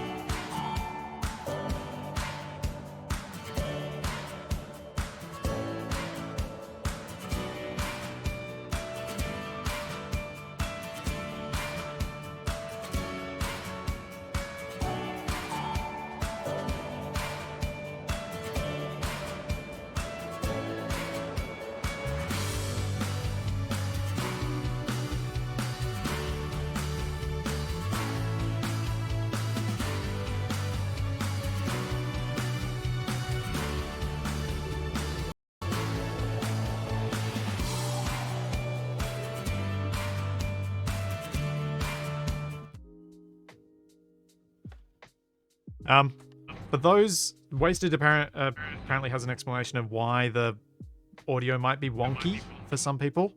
Do I try and repeat what you said, Wasted, or do I let you say it? It is an issue caused by hardware acceleration in certain browser configurations. And if you turn off hardware acceleration and low latency playback, which is a Twitch setting, that should fix it. There we go. This is not a split C specific thing. This is everywhere on Twitch. It's to do with how their codec works. Hooray, it's not a me thing. Oh no, I'm still getting the twin steer home. Well, sounds like a you problem. Yes, I think it was quite an abrupt end last time. Yes, it was. I can't even remember what I was doing. I think I was off in the middle of nowhere. Cap back in. I'm aware that Capac Horn is still popping. Capac does not appear to be in. Okay. I haven't... Oh, I was in the wrong thing.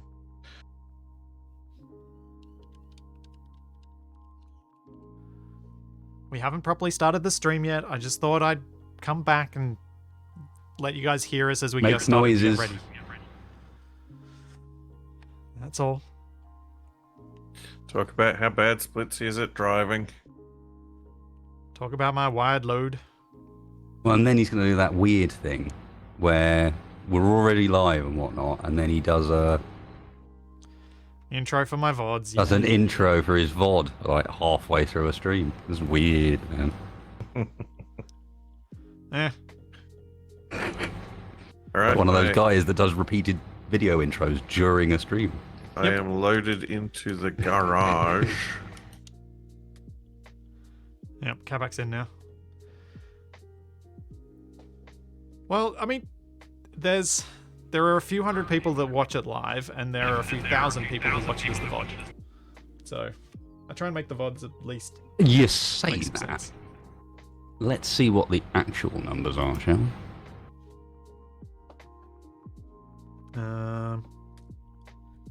Last week's SnowRunner was watched by 2.1k people on Twitch on your channel. Yep. Hang on. Hang on. One sec.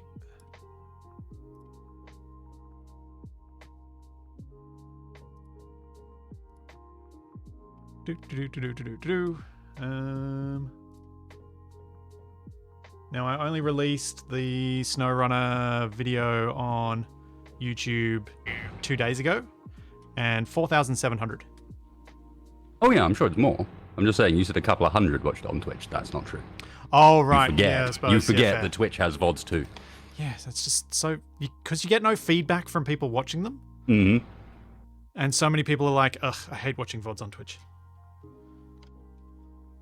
Because I think Twitch hates you watching VODs on Twitch. You can't control how many ads there are. You can't control any of that stuff. Whereas on YouTube, I can make it so it only gives you an ad every hour.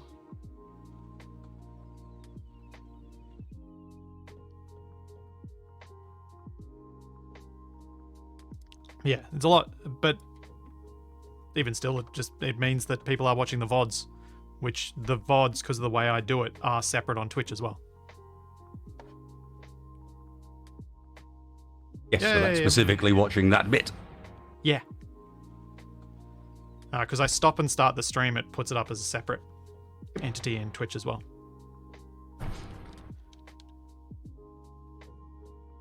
I was explaining to my chat earlier today about why I do it and how much time it saves me on my end of things, even though it's a little bit of an irritating thing on their end.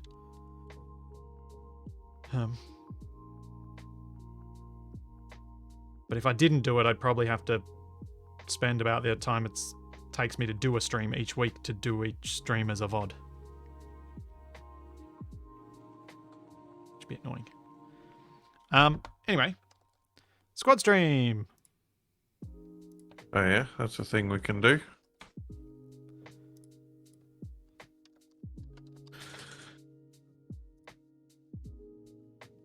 Sent invites. Alright, my pre-stream is up. My notifications are out. My Dancing Dead Capacs are up. Squado, Streamo, Accepto.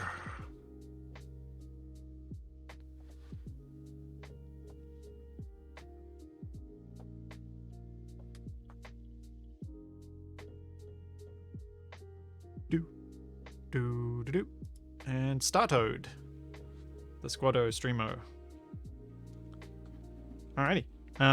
Is everybody ready if I do my weirdo intro?